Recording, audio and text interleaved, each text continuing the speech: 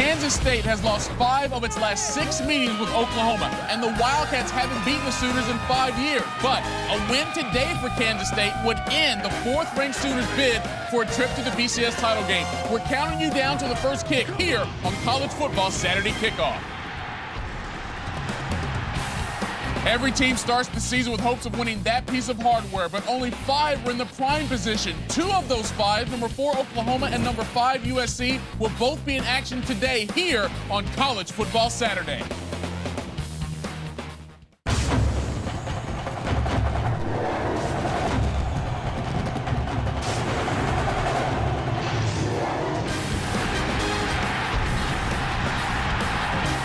Welcome inside our College Football Saturday studios here in Los Angeles. I'm Michael Leeds. That, of course, is DeMarco Farr. Glad to see you for another edition of College Football Saturday Kickoff. DeMarco, as we edge closer and closer to November, the pressure to win for these teams out here grows with each passing game. Huge pressure. The BCS standings are out, so when you talk to a coach and you ask him to assess his BCS chances, if he says he doesn't know, he's not telling you the truth. A lot of pressure for veterans like OU, Texas, SC, been here before. For new guys like Texas Tech, Oklahoma State, it's a lot of pressure. How will they deal with it today? We're going to find out because a lot of those teams you said, DeMarco, are in action, including coming up later today on College Football Saturday.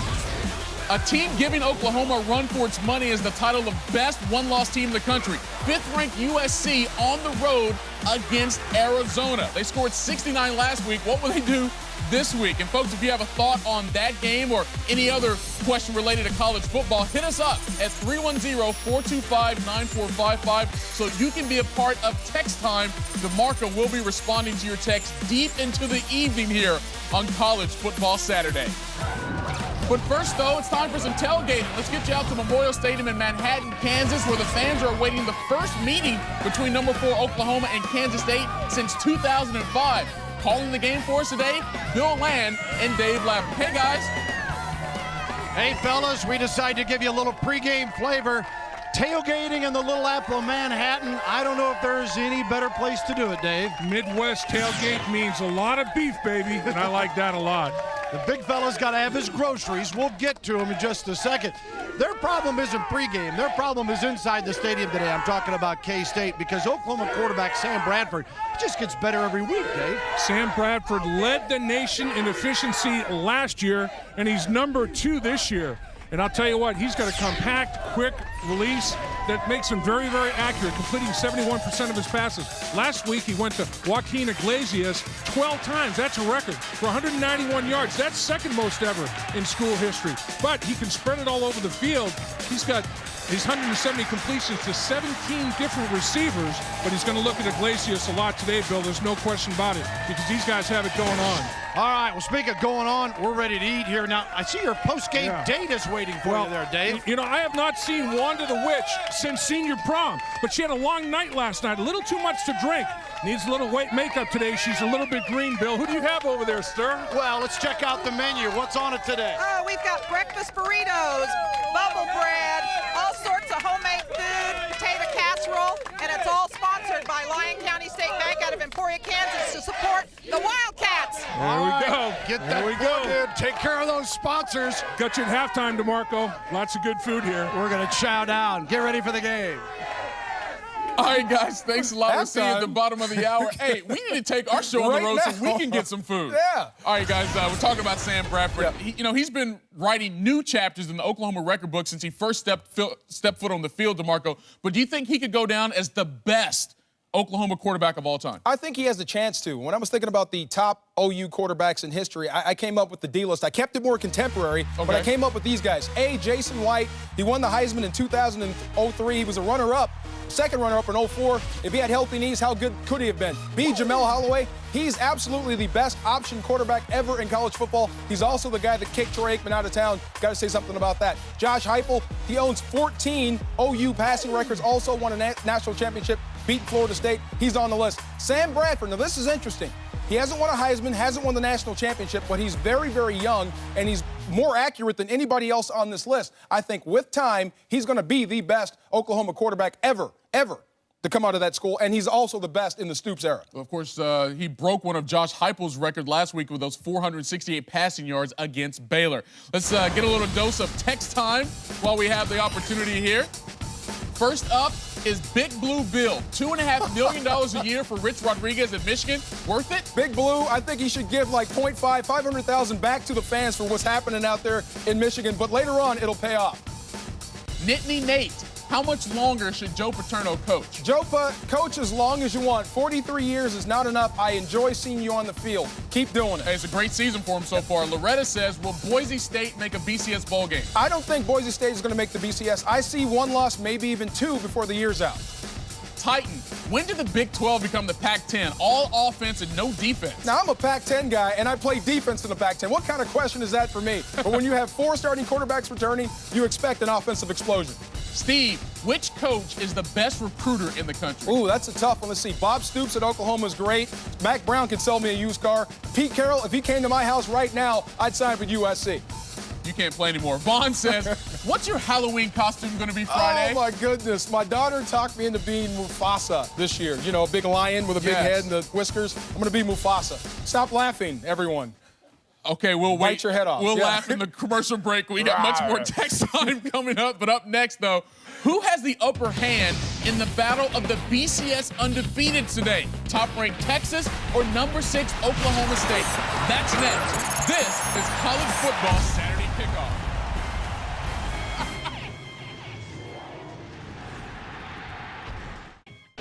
Coming up at the bottom of the hour, Kansas State taking on number 4, Oklahoma. You know, Josh Freeman is the only quarterback in the country with at least 12 touchdowns passing and 12 touchdowns running. That's right, not even reigning Heisman winner Tim Tebow can say that. But the Florida quarterback can still say that he's among the nation's leading Heisman contenders, along with 2 other quarterbacks from the Big 12. Tim Tebow, better pocket mechanics, better pocket presence. Coming soon to a Heisman Trophy winner near you, Tim Tebow could repeat. Wow. No Sean Marino back in the mix. He averaged 7.5 yards a carry last week. I think he's back in it. Colt McCoy, is there anybody hotter in the country than Colt McCoy right now? Michael Crabtree, he's Texas Tech's go-to guy. Got an injured ankle. See how good he's going to be. And Sam Bradford, what else haven't we said about Sam Bradford? Anything else? Yeah, actually quite a bit, because he's the subject of this week's Brain Whiz, a GPA of 3.96. He's a finance major, but do you really think he's that shy? I'm not buying it, Michael. He's Oklahoma's starting quarterback. He's not shy. He plays the cello. Tough guys don't play the cello. 1B in 73 hours of classic. He set a school record last week with 468 yards passing. College Football Saturday Kickoff rolls on.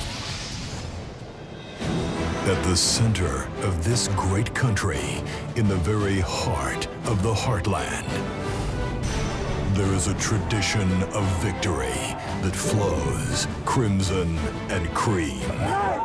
We tied, but watch it. Welcome to college football, Oklahoma style. For generations, this prairie powerhouse has torn through the college ranks like a tornado.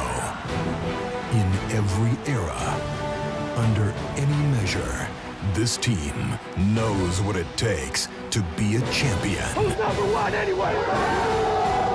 And these times are not changing. Coach Stoops has his boys set on returning the title to the friendly confines of Norman, Oklahoma. Heisman candidate Sam Bradford is leading the charge. Bradford pass, touchdown, Oklahoma. That ultimate victory's arrival looks much more sooner than later. It's coming up next on College Football Saturday Kickoff.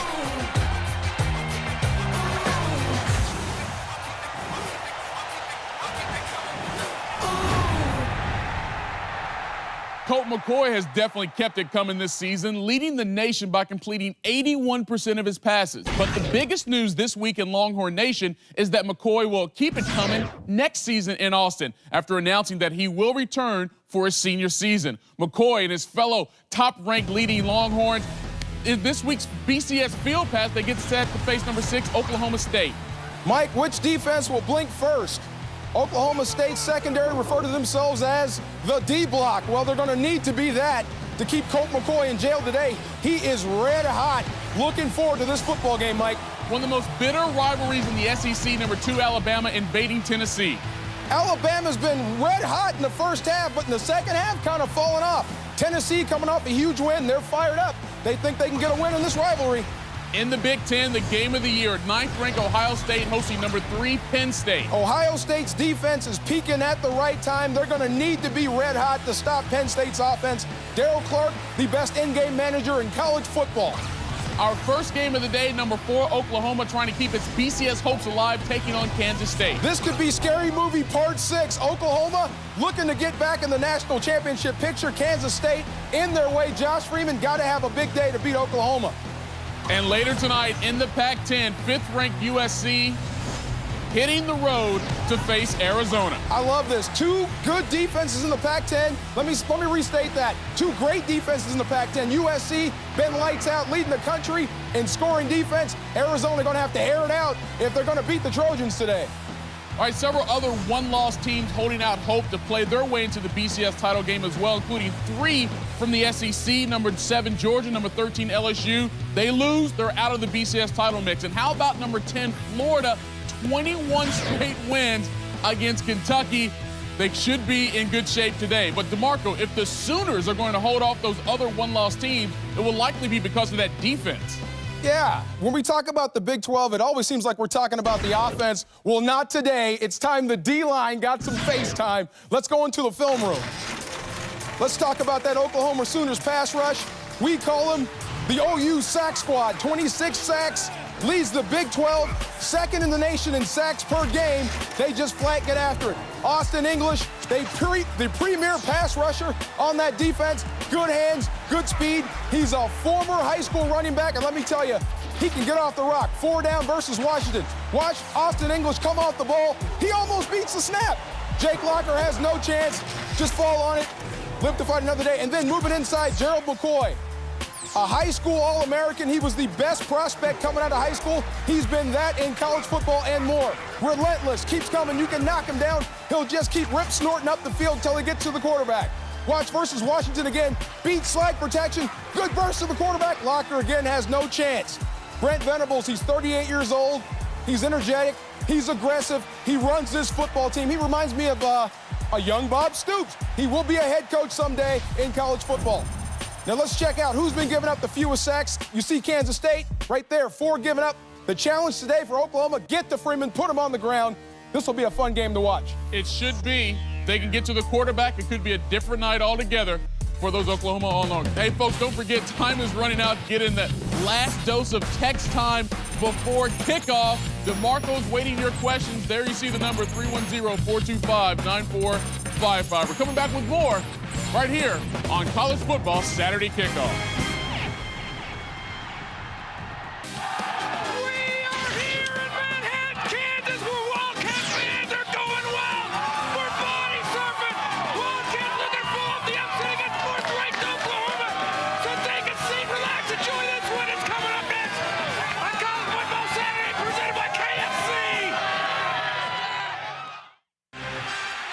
Today, 4th-ranked Oklahoma and its Heisman contending QB, Sam Bradford, leads an explosive Sooner offense into Manhattan, Kansas. Wide open, touchdown Oklahoma. Kansas State gets high marks as well as Wildcat QB Josh Freeman continues his record-breaking pace. Touchdown Kansas State. Oklahoma comes into this Big 12 battleground with the 3rd highest points average in the nation.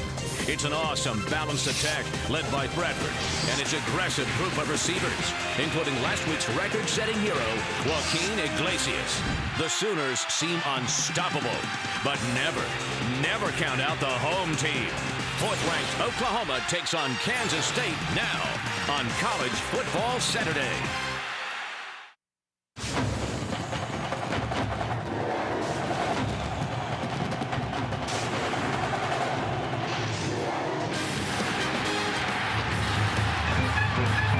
It's homecoming in the Little Apple as the Cats go for the upset.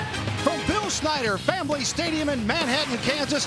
It's Big 12 College Football Saturday presented by KFC. Today, the BCS fourth-ranked team in the country, the Oklahoma Sooners, take on the Kansas State Wildcats. How big is the Big 12 South? Well, you're number 4 in the nation and you're number 4 in your division. That's the plight for Oklahoma, trailing Texas, Oklahoma State, and another unbeaten Texas Tech. Welcome, everyone. Bill Land along with Dave Lapham. Sooners bounce back from that tough loss to Texas a couple of weeks ago. Beat Kansas last week. Sam Bradford, another record-setting day, 468 yards passing. And in this political campaign, I guess he likes to spread the wealth, Dave. 17 different receivers have a catch, Bill. 7 different receivers have caught a touchdown. He throws such an extremely accurate, catchable football. He's got 7 touchdown passes of more than 50 yards. And look at his numbers the last 5 games. 468 and 411. 2 of the top 5 ever in school history that he's done in the last month plus. And he's got a couple of weapons to deal with. Iglesias is going to have to step up large today. He was the record setter last week because his compatriot, Manuel Johnson, will not play today. He has that hyperextended elbow that he's got a brace on. He's got it in the sling. He will not participate. They're going to miss his 8 touchdowns today. For Kansas State, as they look for the upset here, they're coming off a loss to Colorado, 14-13.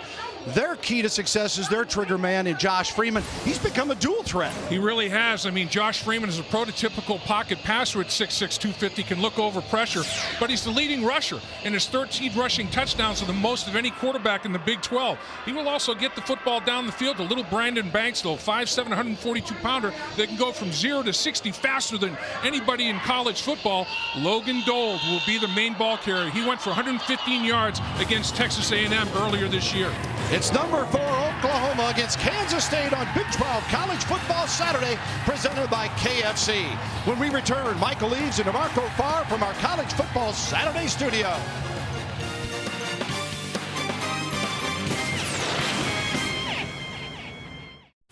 College Football Saturday is presented by KFC and the KFC $10 Challenge. Life tastes better with KFC. And brought to you in part by FreeCreditReport.com. Do you know your credit score? You can find out right now, instantly and online at FreeCreditReport.com. And by Best Buy. You happier. Bill Snyder Family Stadium on the campus of Kansas State University is the Wildcats at 4-3, 1-2 in the Big 12. Come on, Oklahoma Sooners. 4th-ranked BCS, and they are 6-1 overall as we're set to go. And let's send it down to Jim Knox with Kansas State head coach Ron Prince.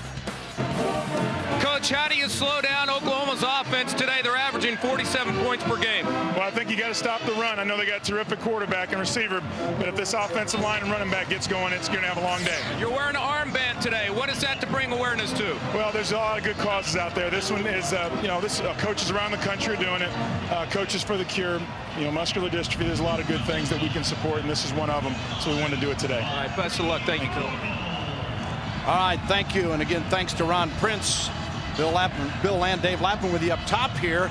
Beautiful day. Going to warm up to the mid-60s, they say. Yeah, wind's always a factor out here in central Kansas. And the K-State fans are geared up as Matthew Moreland tees it up and ready to kick it off for the Oklahoma Sooners. And Aubrey Quarles is the deep man for Kansas State. Quarles taking a step back in the end zone. 10, 15. Breaks through to the 20 with a flag thrown. Flag is down as he is brought down by Keenan Clayton of Oklahoma. You got an illegal block in the back on Kansas State that's going to cost them field position. They'll be at half the distance to the goal, the 11-yard line probably, or inside of it. Block in the back during the return, number 36. 10-yard penalty, 1st and 10. So that'll set them back. Let's take a look at the KFC starting lineup here for, first of all, the offense of the Kansas State Wildcats and the big fellas up front, Prince, Unruh, Kendall, Benoit, and Stringer, the veteran junior out of Topeka, Kansas. The wideouts, you saw Quarles on the kick return, and beware of Banks. He's tiny but explosive, 5'7", and he's got 34 grabs for 668 yards so far. Quarterback Josh Freeman takes the snap, 1st and 10 from the 11 following the penalty. Freeman got time here and got a man and complete for a 1st down out near the 26-yard line as Jackson makes the tackle. And Josh Freeman, coming in, a junior out of Kansas City Grandview High School. And not only their leading rusher, as Dave mentioned, you see the passing numbers, 1,746 yards. That is 19th in the nation. Well, he's on track for 22 rushing touchdowns, 21 passing. He'd be the second guy in college football history to go 20-20 in that department. Tebow did it last year when he won the Heisman. Deion Murphy, the receiver on that first down reception, picking up 15. Here it is 1st and 10, and out of the backfield is Dold. Dold is stopped just across the 25-yard line by Dominique Franks as we take a look at the Oklahoma defense. English, Taylor, McCoy, and Beal. English playing great ball. The linebackers, Clayton. Botts gets the start now. Harris filled in last week. He's now in the secondary again at safety. Of course, they're without Ryan Reynolds, who got hurt in the Texas game on a severe blow to an Oklahoma defense that allows 20.7 points a game, 3rd in the league, 42nd in the nation. We saw Brent Venable strolling the sideline, former K-State player standout and assistant coach. A lot of ties between the OU and the K-State group. Here is Freeman, so dangerous on the run, has the first down. Just shy of the 40-yard line, Lindy Holmes makes the tackle. We're seeing more of this from him, Dave. Well, Oklahoma, they decided to try to blitz Josh Freeman. What you have to do when you blitz him is you have to get him on the ground. 6'6", 250 with a big lower trunk. Hard to get down on the ground, in pocket or out of pocket. Reminds me of Ben Roethlisberger with the Steelers. Big in the pocket. I tell you, the only guys bigger than him are the defensive tackles for Oklahoma. He's bigger than everybody else in the field on the defensive side of it. 1st and 10 from the 39-yard line. Opening drive for Kansas State. Play action to Dold. Freeman dodges a defender.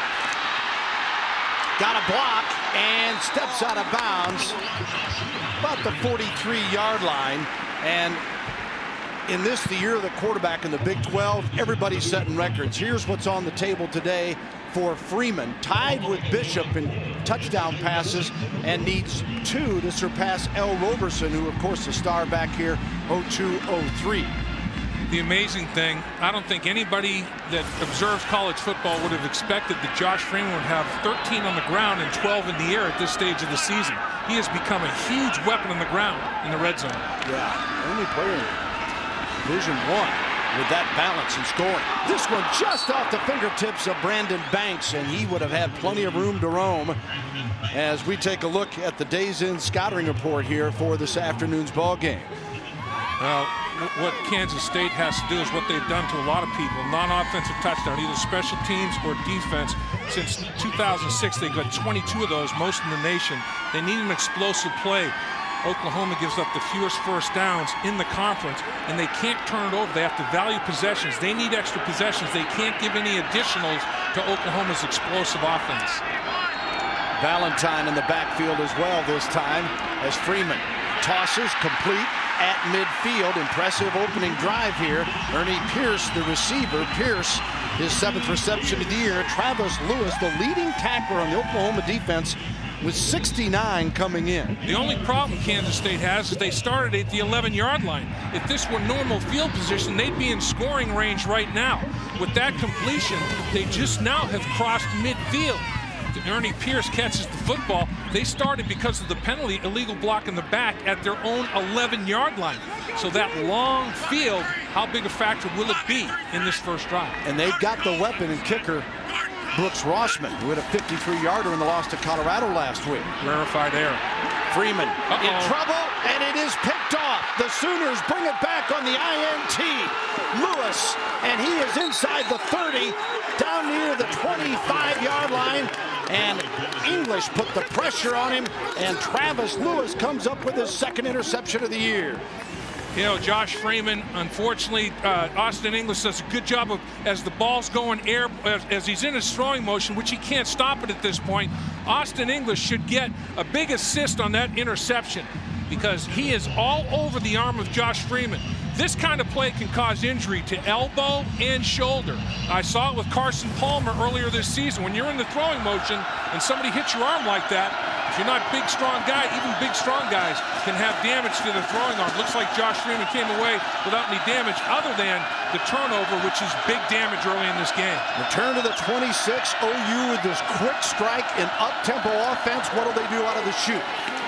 Murray. Stuffed after a yard or two. KFC gives you the Oklahoma starting lineup, and we pick it up with the big folks up front. That means Lodehold as well as Robinson, Cooper, Walker, and Trent Williams, who they say is playing the best of the bunch lately. Murray had a comeback game after a soft outing against Texas. Here he gets the ball again to start this series. 20 and out of bounds near the 17-yard line. DeMarco Murray for the University of Oklahoma, the Sabra Las Vegas. Sam Bradford, the numbers become mind-boggling after a while when you see what this guy has posted. Yeah, he's second in the country in pass efficiency with those numbers. He led the nation last year in pass efficiency, completing over 71% of his passes, and a lot of it is because he gets it out of his hands so quickly. 6 straight games of 300 plus. Here's Murray, the 10, the 5, and down near the goal line, it'll be a 1st and goal as Courtney Herndon made the tackle. And we'll take a look at the K-State defense that is about to be scored upon as you take a look at the folks up front. Sometimes a 3-4, sometimes 4-3. Rebeck as well as Hall. And in the secondary, Moore, Herndon, and Hartman and Urban. And, you know, turnover is exactly what Kansas State wanted to avoid, and unfortunately they didn't. Murray again. Stopped this time on a 1st and goal from the 2. Well, Oklahoma got its running game back last week against Kansas in just a wild 4-hour marathon as they had 206 yards rushing to go along with Bradford's huge passing day. And DeMarco Murray's starting to get some of his confidence back, Bill. You know, there's a psychological deal about getting over the knee injury, and now he's starting to make some cuts with those reflexes. Here he is again. Murray trying to get in the end zone. He does. DeMarco Murray had 16 carries, 83 yards against Kansas. He got the benefit of Matt Platt's block, and he scores the touchdown here, and Oklahoma takes the early lead. Well, Oklahoma's now been in the red zone 37 times. They have 35 touchdowns. That is unbelievable. They've got a field goal tacked on as well. They've not scored points just one time in 36 red zone opportunities. And again, 37 red zone opportunities. And again, 35 of them are touchdowns. Jimmy Stevens for the PATs, 44-46 in the point after attempts. And he is good on this one. So Oklahoma takes advantage of the turnover and is on the board 7-0 on our Big 12 College Football Saturday game of the week.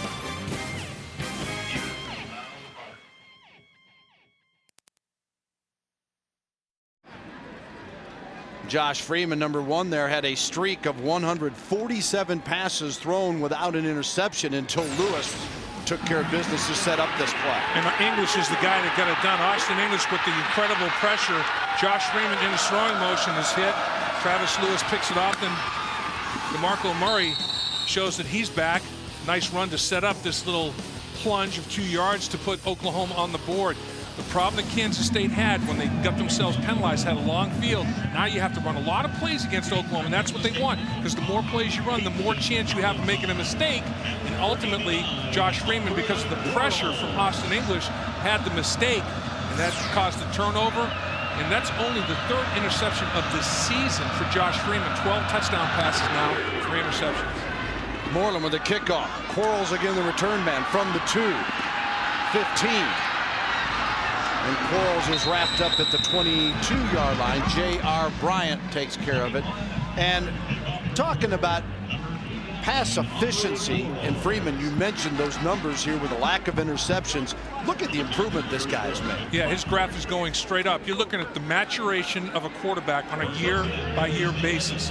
The more snaps that he takes, the more comfortable he feels, just like anything else. Repetition breeds comfort level. And Josh Freeman, physically, mentally, is a much better quarterback than when he first came on campus, as you would expect, and his numbers show it. Dole in the backfield on a 1st and 10 from the 22. Freeman got hit just as he unloaded, and that was nearly picked off in the secondary as Oklahoma's Brian Jackson had a look at it. McCoy with the pressure. What about Ron Prince, the head coach of the Cats? Here's his comments on his quarterback. It means a lot to us from a running and passing standpoint, but also from a leadership standpoint. Here's a kid who's been there, he's competed, he's done well, and he's had his moments where it hasn't been great. And I think everybody looks at him and knows that no one's doing it under as much scrutiny as he is. And so I think his poise and the way he handles it is really comforting to the rest of the team and really inspiring. Freeman connects with Pierce on this play. Franks makes the tackle, and K-State now down 7-0 and will be faced with a 3rd and 6 from the 26. You know what the biggest improvement that I've seen in Josh Freeman over the years is in his footwork. The decision making obviously as well, but everything starts with your feet. You know, a quarterback is accurate if he has good footwork and you're going with your feet to the target. That's the bottom line. See, Freeman's working the early going. That pick is huge, though. This one well short of the first down as Pierce is tackled by Travis Lewis. And they'll have to kick it away. And this has been a part of the K-State special teams that are very good in some areas, but they've struggled a bit in the punting game. And they'll bring on DJ Fulhag, sophomore from Beloit, Kansas, averaging 37.5 a kick. Well, the one thing you don't want to do after you turn it over and give your defense a short field to defend, and they can't, and they go down 7-0 as a team, is go 1, 2, 3 and out. Now Oklahoma comes roaring back at you. Boy, gets it off. Franks, the deep man, averages 6.6 per return. He's got a little room here at the 39. They close quickly, and he is brought down at the 41-yard line. We'll be right back with more. Kansas State trailing Oklahoma 7-0.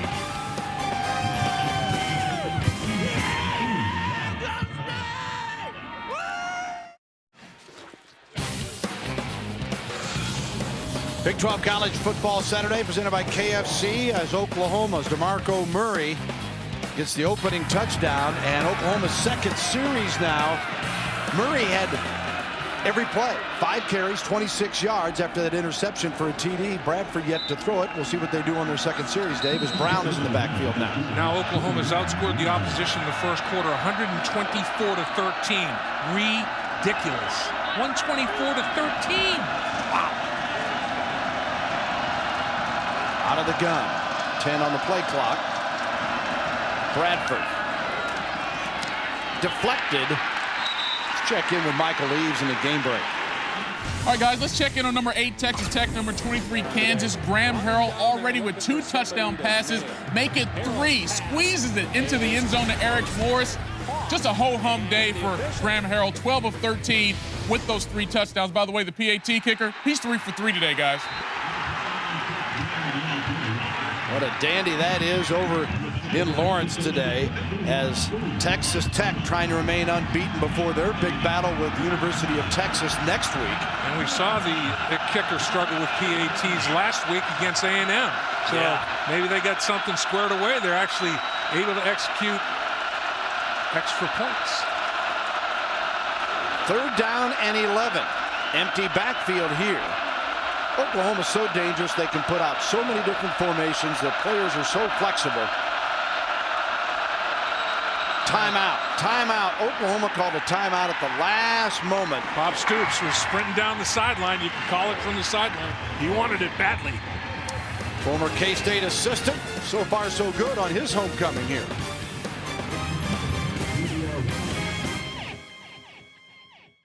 Almost to Halloween. Oklahoma leading Kansas State 7-0. How about our days in scouting report here for the Sooners? Well, they want to avoid a negative play. No tackles for loss, no quarterback sacks allowed. They've done that. They want to pressure the quarterback. Josh Freeman, they've done that. They got an interception off the pressure. They want to be big on 3rd down. Defensively, they're only allowing 28%, 7th best in the nation, best in the Big 12. 3rd and 11 here, following the timeout. Bradford, good protection, complete, first down. Iglesias, he may be gone. He's to the 30. Iglesias run out of bounds inside the 15-yard line. Herndon makes the stop as Iglesias, number 2 on the OU career receiving charts, tacks another big play. Well, the problem is you got a tackle. Blair Irvin missed the tackle. And once the catch is made, that's one thing, but Blair Irvin has to get him on the ground. I mean, sure, first down reception, sure, but not the extra 30 yards that he got after catch. Yards after catch were due to the missed tackle by Blair Irvin. Joaquin Iglesias took full advantage of it like any great player would. 48 yards on the pass play, and it sets up 1st and 10 from the 12. Brown dances right through the middle, bowls his way, and no signal yet. Saying just shy of going into the end zone and breaking the plane, as Chris Brown, the junior from Alexandria, Louisiana, was looking for his 8th touchdown. Well, when the knee hits the ground, where's the football in the left hand? The vertical line to the ground. He's down before the ball crosses the plane of the goal line. His knee is down. Good call, just short. 1st and goal. Bradford keeps it himself, and Oklahoma in for the touchdown as the Sooners, a quick 13-0 lead with 7:16 to go in this first quarter, and Bradford gets his 3rd score of the year. Well, Bradford is the beneficiary of Chris Brown hammering it up in there to the shadow of the goal line, and then he cozies up behind the left side of the offensive line, and that's a smart thing to do. Duke Robinson, 6'5", 335. Phil Lodeholt, 6'8", 337. That's a massive humanity right there. And Bradford said, I'm going to ride that wave into the end zone. Stevens, the point after. It is good. And Oklahoma now up 14-0. They took advantage of the turnover for the short score, and then they get a stop, and they take a drive with a big play to Iglesias for 48 to set up Bradford's touchdown. Our winning touch flashback is brought to you by New Touch of Gray, for the generation that swore it would never get old. Sooners won the national title in 2000, but first they had to beat Kansas State in the Dr. Pepper Big 12 championship game in Kansas City at Arrowhead Stadium. Quarterback Josh Heupel led the Sooners attack. He had 24 of 44 for 220 yards and a pair of TDs. This one a 17-yarder to Andre Woolfolk. And the Sooners take care of the Wildcats 27-24 and headed off to the Orange Bowl. Of course, Josh Heupel on this coaching staff now, and Bradford is week by week shattering most of his records. Right, and you know, he's happy about that. Records are meant to be broken, and nothing better than coaching the kid that's breaking them, you know. So you set them, and now you coach the kid up that's breaking them. And now the first quarter numbers, as Josh Heupel talks, backup quarterback Halsey right there. The numbers in the first quarter, 131 points for Oklahoma to 13 for the opposition. 131 to 13 and counting. Unreal. And this is game 8. Just absolutely amazing. It's Groundhog Day for the opponent. It just, here it comes. We've seen it week after week. Kansas scored the first touchdown against Oklahoma last week in the first quarter that they've given up. Murphy on the return. He breaks through the 30, 35, 40. Wow. Murphy may go. One man to try to knock him out. And he does. Murphy down near the 20-yard line. Oh, the Achilles heel for Oklahoma rears its ugly head again. University of Cincinnati took a kickoff return back for a touchdown. Texas took a return back for a touchdown. Kansas State comes within an eyelash of doing the same thing. Not getting off the blocks and losing the lane integrity. You have to stay in your cover lanes. Oklahoma, they bunch up behind each other in the cover lanes, and Murphy gets hauled down from behind on a tackle up at the shoulder pads by Sam Proctor. Here is Kansas State and Murphy on a punt return. Punt return of 80 plus. Yeah, you got to lose ground sometimes to gain ground. He gives up some yards. Louisville thinks they have him hemmed in. He says, nah, baby, nah. I'm taking it to the house. He is 4th in the league in punt return average, 11.1. 75-yarder here, and it sets up 1st and 10 at the 20. Gold, the running back behind Freeman. Oh, just knocked away.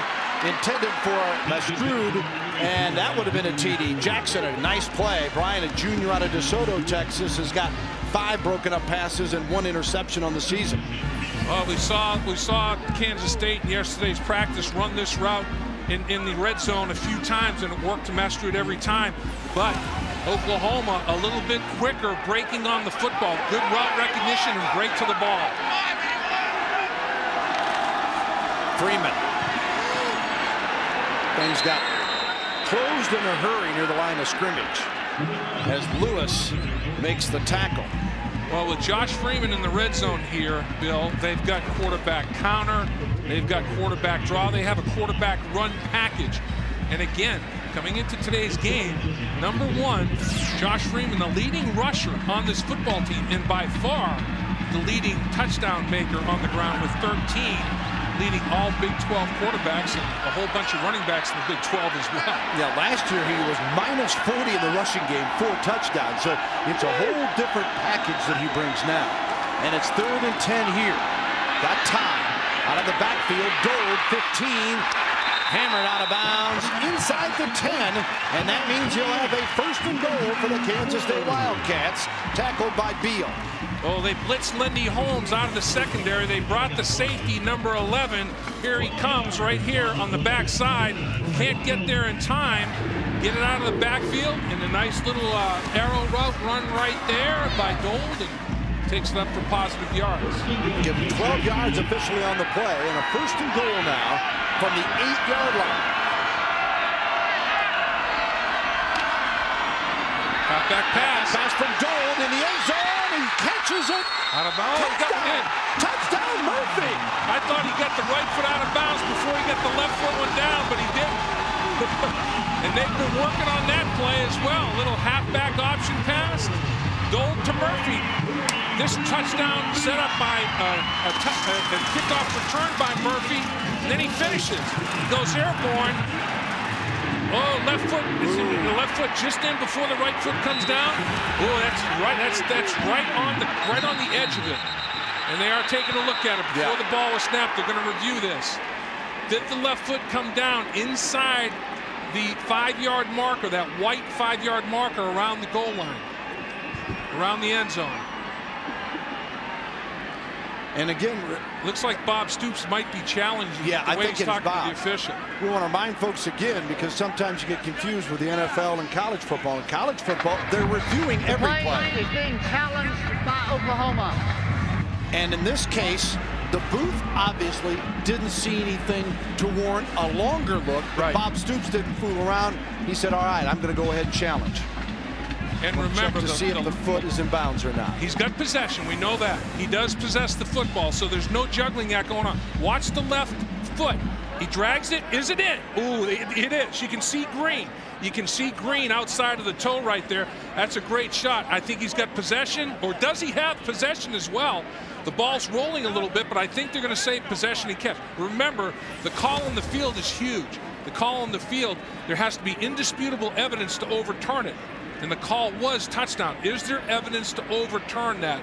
And it looked like Murphy did a great job of dotting the I, a little, dragging that left foot and getting it down before he hit that 5-yard out of bounds marker, which is plenty big to see at the contrast with. Murphy, a junior out of Houston, Texas, Klein Forest High School, and if it stands, his 3rd TD reception of the year. Of course, he set this whole thing up with a 75-yard kick return. And if Freeman gets credit here, he will move past Michael Bishop and move into a tie for all-time career touchdown tosses with L. Roberson. After further video review, the play is confirmed. And I beg your pardon, of course, it was Dole that threw that, not Josh Freeman. And the TD stands. Not enough evidence to overturn. Now Dole does a good job. He throws a little bit of a knuckleball, but he's under duress. And he gets it off. It's to the back corner of the end zone. Great play by Murphy. You can't emphasize it enough. Just an outstanding effort. I think Jeremy Beal was putting the heat on Dole, and Dole got it away, and it turned into a big play. The halfback option pass on the little gadget gimmick scores. And the kick after by Brooks Rossman, senior out of San Diego, and he takes care of business, transferred from Ohio U, and he is now 35 of 36. Dole with the TD pass to Murphy, and it's 14-7. And Dole, an outstanding high school player at Garden Plain, Kansas, where he threw for 787 yards and 7 touchdowns. Meanwhile, he had rushing in his career, 7,144 yards, and number 2 all-time in Kansas history.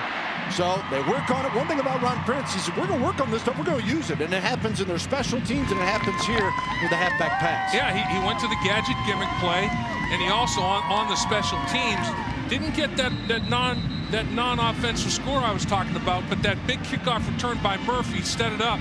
And Dole rushed for all those yards, 7,100-plus yards. His senior year, he was on a state championship team, so he didn't play very much in the 4th quarter at all, and he played sparingly in the 3rd quarter. So if he had played the second half of those games his senior year, he would have shattered the Kansas rushing record. So very accomplished high school player. Here he is as a true freshman at Kansas State. putting a touchdown pass up on the board, as well as now he scored on the ground in his career. Now he scored in the air with a touchdown pass to Murphy. So Murphy, the TD, and now Oklahoma will get their hands back on the football. We knew with the special teams it would be big. That's a nice onside kick, and Oklahoma's got to recover at the 49-yard line. Oh man, I'll tell you, the onside, the kicker initially comes to approach the football and falls down intentionally, and the onside kick specialist, who does a great job, Jared Parker. I mean, he cut the initial kicker falls down intentionally coming to the football, and Jared Parker, who is the onside specialist, tries his best, and Oklahoma does a good job of recovering the football. That's a good job by Oklahoma reacting, because watch the kicker fall down intentionally. Jared Parker tries to get it airborne. It's that second bounce. What a nice, clever scheme. Didn't quite work. Brown on the first carry.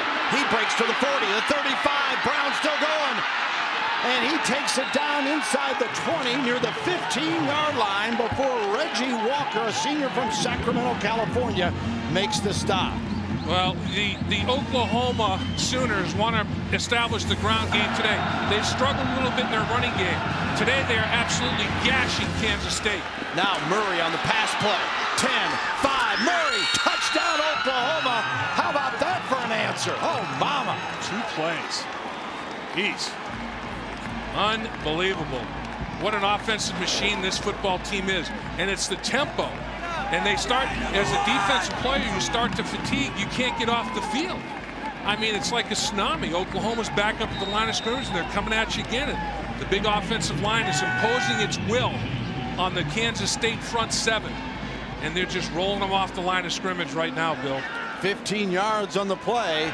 And Oklahoma, with Bradford getting the TD pass, his 27th of the season, and this one is good by Stevens, and it's now 21-7, 5:25 to go first quarter, and Chris Brown started, Murray finished. Yeah, and they're so versatile. Murray, there's Chris Brown in the backfield.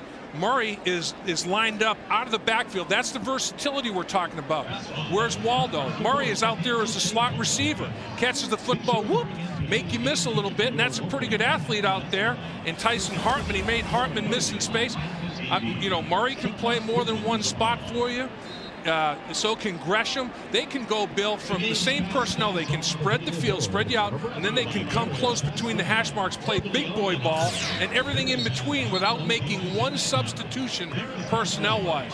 Bob Stoops working to get his team fired up. Their offense is in high gear right now with all those versatile players. Mentioned for Stoops, a homecoming of sorts. Of course, he was part of Bill Snyder's staff here as Kansas State came from the ashes to build a terrific program. Here's the 1990 staff. Right. And there's Bob right there, a future head coach at Oklahoma. There's Mark Mangino right there, future head coach at Kansas. There's Mike Stoops right there, future head coach at Arizona. And there's Levitt right there, future head coach at South Florida. So you got a coaching tree extraordinaire of that 1990 staff. And Dana Dimmel was on that staff as well, who went to Wyoming and Houston as a head coach. So there was a reason. Other than good players, they had great coaching here to help build this program. Murphy deep here, gonna bring it out. 10. And corralled at the 15. Let's send it down to our sideline man, Jim Knox. All right, thank you, Bill. I tell you what, the biggest coach right now on the sidelines for Oklahoma, Manuel Johnson. Sitting this one out, as Dave Lapham told you earlier, dislocated left elbow. But I tell you what, when he came off the field, the offensive unit gave Sam Bradford a nice high five. Glacius a nice high five, and he's right there now talking it up with Murray. So Manuel Johnson doing a lot of work on the sidelines today. He said last week when I talked to him before the game, he thought the arm was broken. He's just going to be out 2 weeks, guys. Noxie, that's Manny being Manny right there, showing some team leadership and boosting his boys up. Yeah, like this Manny being Manny. Yeah. There is Freeman sliding to the 21st yard line, where Gerald McCoy, the sophomore from Oklahoma City, makes the tackle. First down markers brought to you by Overstock.com. Your entire order ships for just $2.95 at Overstock.com. Overstock.com, at home with the O. Boy, Manuel Johnson went on a tear, Billy. He had 7 touchdown catches in a 3-week time frame. I bet he wishes he were playing today with the way the offense is executing. Yeah, they have looked just outstanding. As it become the norm of this club, Dold on the carry, Lewis makes the tackle. What is it, 17 different receivers he's thrown to this season? So, right. But this guy is a great player, but you wouldn't know that they're missing it. No, that's true. I mean, they're so deep at the skill positions. Coming into the game, Bradford had 170 completions to 17 different receivers, 26 touchdown passes to 7 different guys coming into today's game. Now Freeman trying to see if he can counter. He hands this one off to Murphy, scored the last touchdown, and he is tackled near the 22. Tried the fly sweep right there, a little motion, bringing the receiver across the backfield. And to no avail, Oklahoma plays their gap responsibilities to perfection. Lewis with a tackle. Lewis, by the way, had 19 tackles against Texas this year. Not bad for a redshirt freshman. Franks is deep now as Fulhag will, we think, kick it away. Always pay attention to special teams, though, here at Kansas State. This one, K-State bounce taken by Franks, and fair caught apparently at the 40. Yeah, fair catch signal. So it'll be Oklahoma ball at the 41. Let's check in now with Michael Eaves for Game Break. Yeah, guys, let's go to the SEC. Number 10, Florida hosting Kentucky. Tim Tebow takes a pretty good shot here, but gets it off to Percy Harvin for the score. Second touchdown of the game for Harvin. Florida leads at 28-0 in the first quarter. As a Kentucky alum, it pains me to say this, Florida's beaten Kentucky 21 straight times. Oh man, Michael, that streak's got to end at some point. I thought Kentucky would give them a little bit better battle today, but it seems like the Tim Tebow-led Gators are hungry for that Kentucky Wildcat beat. Michael, sounds like no one had to feed him that stat. It's like, oh no, it's going down again. He's been living it. Well, is Oklahoma going down again? Yes, they are. Wide open. Cheney, 25-20, hesitates for a moment, and then is brought down at the 10-yard line. Maybe the 11, a 49-yard pass play. Absolutely incredible. Moore brings him down. Little play-action pass. Pretty good job on blitz pickup accomplished on Chris Brown on the play-action fake. And they are just getting yards in chunks. I mean, they are gashing the Kansas State secondary right now. The protection's outstanding. This one could get out of hand big time. 1st and 10 at the 11. Chris Brown, touchdown Oklahoma. Wow. Just shredding Kansas State. And the Sooners living up to that number 4 BCS ranking. You know, you look at the way the defense is getting chewed up right here, and you think back to the great defenses of Kansas State in the 80s and 90s, and it's amazing that right now Oklahoma is doing to this group. When you think of the history and tradition of the Kansas State defenses of the past, that you score in touch football right there, nobody laid a fingernail on them. The blocking was so outstanding. Stevens, and it's good. 28-7. With 3:08 to go in the first quarter. Dave gave you those mind-boggling first quarter stats, and OU just adds to it. Don't forget, later today, College Football Saturday triple header presented by Suzuki and Acura continues as Colorado takes on 15th ranked Missouri. And that's followed by 5th ranked USC trying to stay in this BCS championship contention. And the Trojans take on upset-minded Arizona. And as Dave mentioned, coached by Mike Stoops, they're tied for first now in the Pac-10. Big year for Coach Stoops. Sanchez and Thomas, some of the key playmakers in that game. Sanchez, big-time playmaker. He's come back from a dislocated kneecap earlier in the season, and he's leading the USC Trojans very efficiently. And Mike Thomas, over 6 catches a game. I mean, that's getting it done. Obviously, a prolific playmaker for Mike Stoops, and Mike Stoops is. They're close to bowling, if not bowling. Arizona is, and that it's been a dry spell. And Mike Stoops right now, people are toasting him out there. How about the Stoops family? He's answering. You know, they beat Cal last week, that was unbeaten previously in the Pac-10, and there's no secret. Like you said, his job is on the line, and he's answered big this year. Here is Murphy again for the return on the kick by Moreland. Murphy, 15, trying to cut outside. Oklahoma's coverage pretty good this time, and the stop is made at the 16 yards on the return. Well, and all right, you're Ron Prince. You had the onside kick, didn't work. You had the halfback pass, it did. I mean, they're outmanned here right now. What do you do to just try to get the pace back, Dave? Well, it's tough because it's not necessarily the chess match, Bill. It's the chess men. You know, I mean, Oklahoma's players there's more of them. They're bigger, faster, stronger, and you know it's tough to match up. I mean, football's all about matchups, and it's tough for Kansas State right now to match up with what Oklahoma presents. Freeman. Pierce, the receiver, at the 20. Gang tackle near the 23-yard line. Dominique Franks makes the tackle. What you have to do is no more turnovers. You have to go on a long, sustained drive right now and settle the game back down.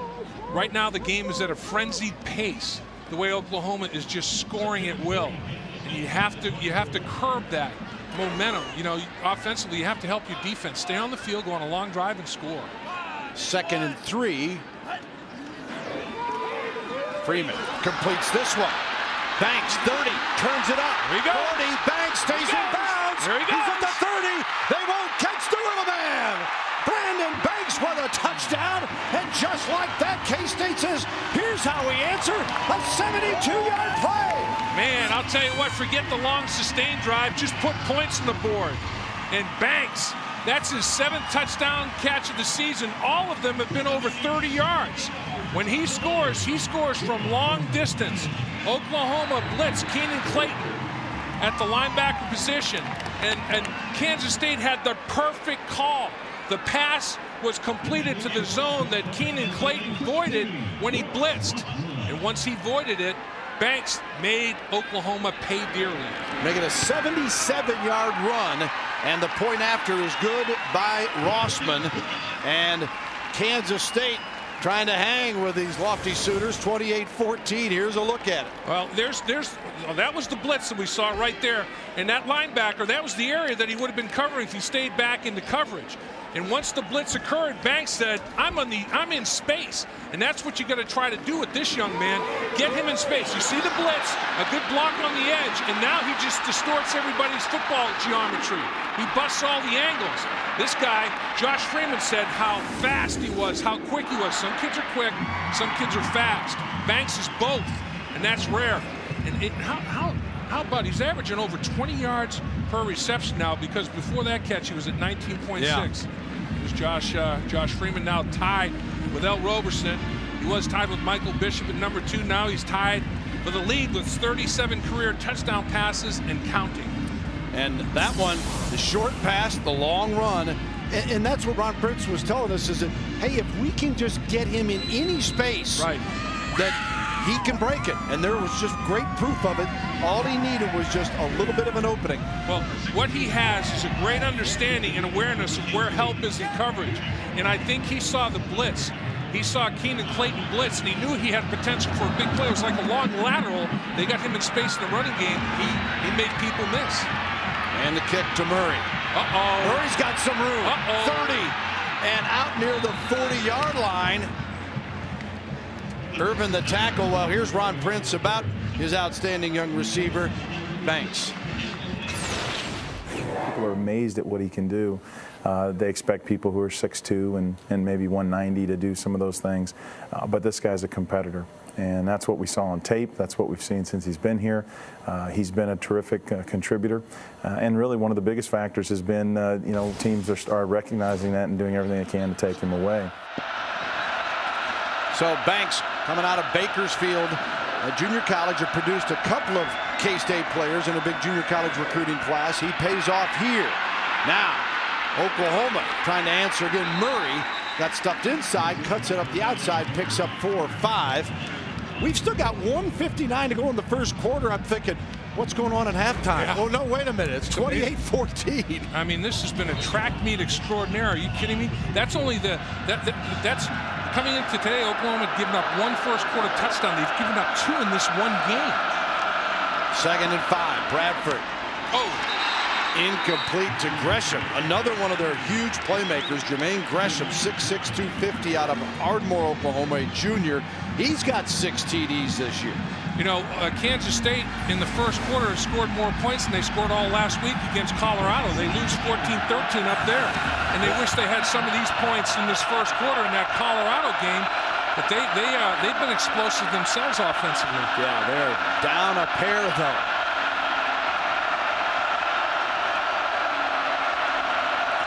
Oklahoma's had a 35-point first quarter before, and they need another one here to tie a record.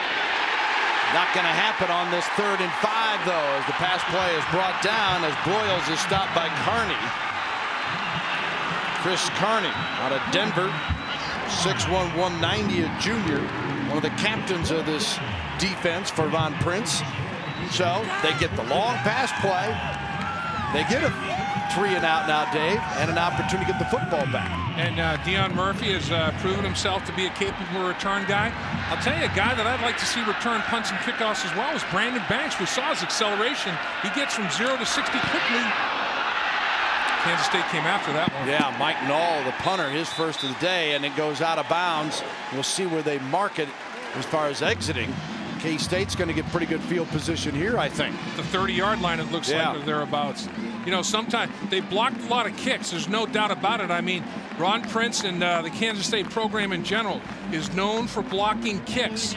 And sometimes you don't necessarily get a block, but the pressure that you generate is sometimes can be just as significant. They blocked 6 kicks. 7 kicks this year. Yeah, they blocked 4 punts, 2 extra points, and a field goal. They blocked the field goal last week, I believe. Their record in a season is 8 back in 03.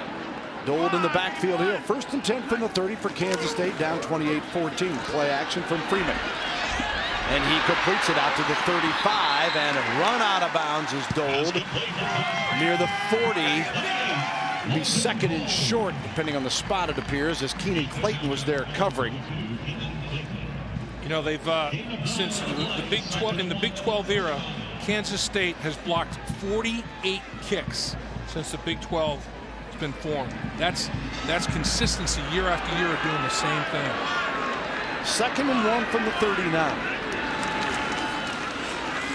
Dold got the first down as he dives across the 40. Brian Jackson makes the tackle. Well, you can tell right there that Dold does what he's told, because in short yardage run game, you put 2 hands on that football because you know that Oklahoma is going to try to get at the football, and they're a great strip team. I mean, Oklahoma, if the first guy hits you, tries to set you up for the next teammate to come in and strip you of the football. Dold has both hands wrapped around in that kid. And Oklahoma +5 in the turnover margin coming in here. They Kansas State a -3, and their interception that Freeman tossed when he got hit led to Oklahoma's first score. 1st and 10 from the 40. Freeman cannot escape. Well, he's still on his feet. Freeman! Oh my! Just powers his way to the 45-yard line, and Beadle finally brought him down. 6'6", 250, and Josh Freeman delivering the punishment. Well, that's what I was talking about in the open when we talked about get him on the ground. He's as big as anybody on the football field except the 2 defensive tackles. I mean, Austin English gave him a shot. He's as bigger than Austin English. I mean, his body type is he's put together with a big lower body. You can't wrap him up. It's like trying to take a sequoia down to the turf. He's big in pocket and out of it. One away to end the first quarter with a score: Oklahoma 28, Kansas State 14. You're watching Big 12 College Football Saturday, presented by KFC. This is like. Welcome back. Big 12 College Football Saturday, presented by KFC. Bill Land, Dave Lapham up top. Jim Knox roaming the sidelines, and an offensive explosion here as we take a look at our game summary. Just absolutely amazing, the huge plays taking place, Dave. You look at it, Oklahoma, 17 touches for 203 yards. 90 on the ground, 113 in the air. Banks with a big play. Average per play, Oklahoma 11.7, and Kansas State just under 8. I mean, that's a track meet. It's not a baton, it's a football track meet. 373 yards of offense in the first quarter for these 2 teams. 203 from Oklahoma, as Kansas State trying to come from a 2-touchdown deficit, and after that inspirational run by Freeman. The handoff here gets up much, and it'll be 3rd down and 6. You're tracking for a 1,200-yard game for Oklahoma. I mean, that's craziness. You know, 42 points scored in that first quarter. Literal trap meet. Don't want to get in a trap meet if you're Kansas State. Oklahoma fans saying we saw this a week ago with Kansas when they had 697 yards. This one complete after being deflected. It's Murphy, and Franks was there. Yep, Franks deflected it, and Murphy caught it. I mean, it's just, that's the way this game is now. You know, the final first quarter numbers, Oklahoma's outscored their opponents 145-27 in the first quarter. And here's how this game is going. Franks does the tip drill, and Murphy is the one that can get to the ball first. Although a good effort by Jackson, but Murphy's in better position, and he gets there before Jackson can from Oklahoma. 26 yards on the pickup, and Dold in the backfield now for a 1st and 10 from the 29. Freeman across the middle, and it's going to be another touchdown. Mastrud. K-State answers. Austin Box went for the interception and missed. When Austin Box gambled, it was snake eyes. And Josh Freeman now sets the record. Josh Freeman sets the record, 38 touchdown passes in his career. And his last 2 touchdown passes to tie it and to take the career lead have been spectacular. But Austin Box, you know, when you gamble, son, it's 50-50. You know, if Mastrud makes the catch, Mastrud, and you get him on the ground, that's one thing. You can't let him take it to the house like he did. And Rossman on to try to make it 28-21, and he does. So the record setter, Josh Freeman, career touchdown pass leader at Kansas State, a 29-yarder to Mastrud. 28-21, Oklahoma's lead just 7 now.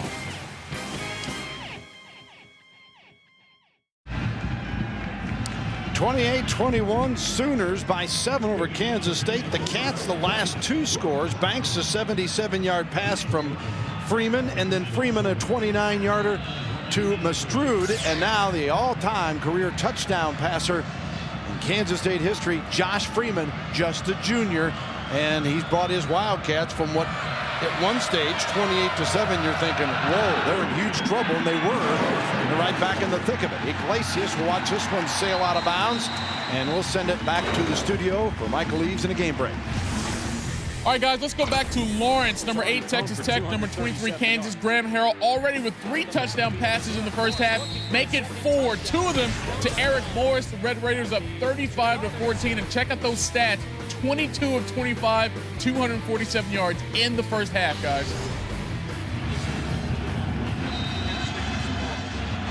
High scoring all over the Big 12. It is the land of offense this year. Murray in the lineup here with the 1st and 10 from the 20. Murray, 20, got a block, 30, bumped out of bounds on the Oklahoma sideline near the 34-yard line.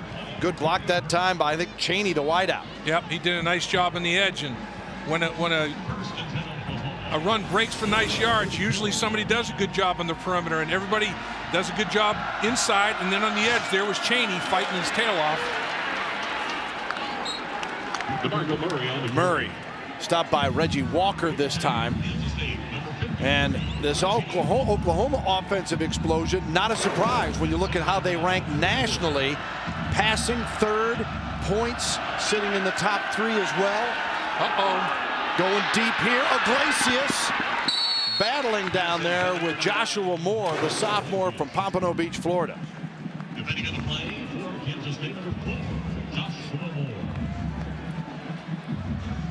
You know, Oklahoma, again, the versatility that they've got personnel-wise. They don't have to substitute to change the entire look of the formation because the athleticism, aggression, Murray and others.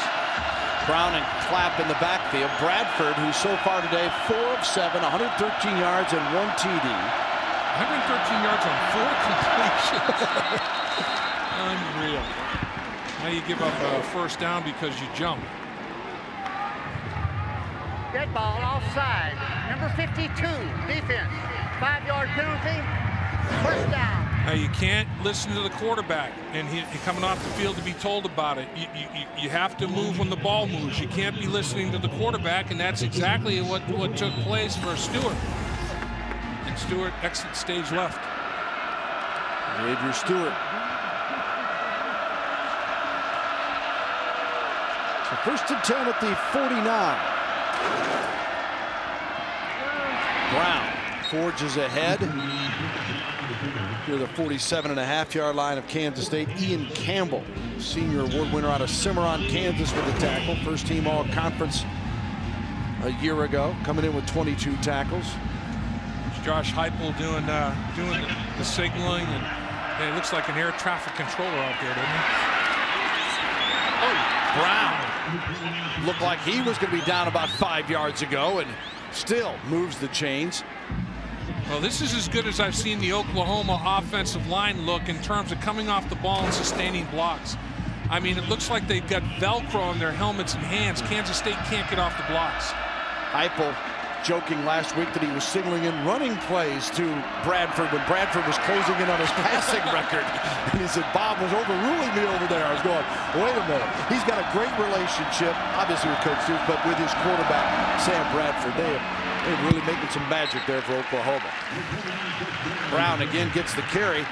Well, Oklahoma, they spread it out with these backs. Murray got all 5 carries on the opening series in the short touchdown drive. Now they're going primarily with Brown. Murray's got a TD. Brown's got a TD. In fact, Murray's got 2. And Bradford has scored 1. Here's Murray in the lineup here. Kevin Wilson does a great job in his play calling, and looked like Oklahoma moved. False start, that's going to cost him 5. Flinched a little bit up front. Head ball, false start, offense. Number 47, 5-yard penalty, 2nd down. When Kevin Wilson was at Nebraska, he started with this spread offense, and Kevin does a great job. He got the offense from Rich Rodriguez at Clemson. And he's developed it and refined it. Now he's going up tempo, and they've got scheme, style, tempo, and great players. And you can't ask for much more than that if you're Kevin Wilson. 2nd and 14, and Murray. And Oklahoma looking at a Kansas State defense that has been giving up 429 yards a game, 105th in the NCAA, and OU looking at it, you know what, we can pass it, we can run it, we can do whatever we want, and they have been. 3rd and 8 here. Again, Murray. This time, K-State defense answers, and the crowd helps as Ian Campbell leads for the play. Yeah, the entire playbook open to Josh Heupel right now, and when that's the case, you know, you can just about call anything, but Kansas State rose up on that 3rd and long to run the pitch, and man, look at Murray, the right shoe. He's got a blowout. He's got half a flat tire. I mean, and he trips and falls because of it. His heel was exposed, and he couldn't get the traction and the explosion and the suddenness that he needed to make the cut. He had to retread. He had to make a pit stop, and he couldn't do it. It's only good for 5,000 miles, and they had that in the 1st quarter. Fair catch is called on the punt, and nicely done by Nall. He's outstanding in the short kicking game, and Oklahoma has got him in a hole here, 28-21.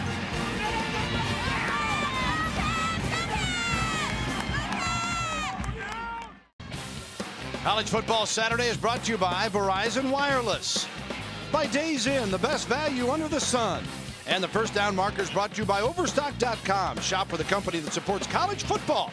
Overstock.com, at home with the O.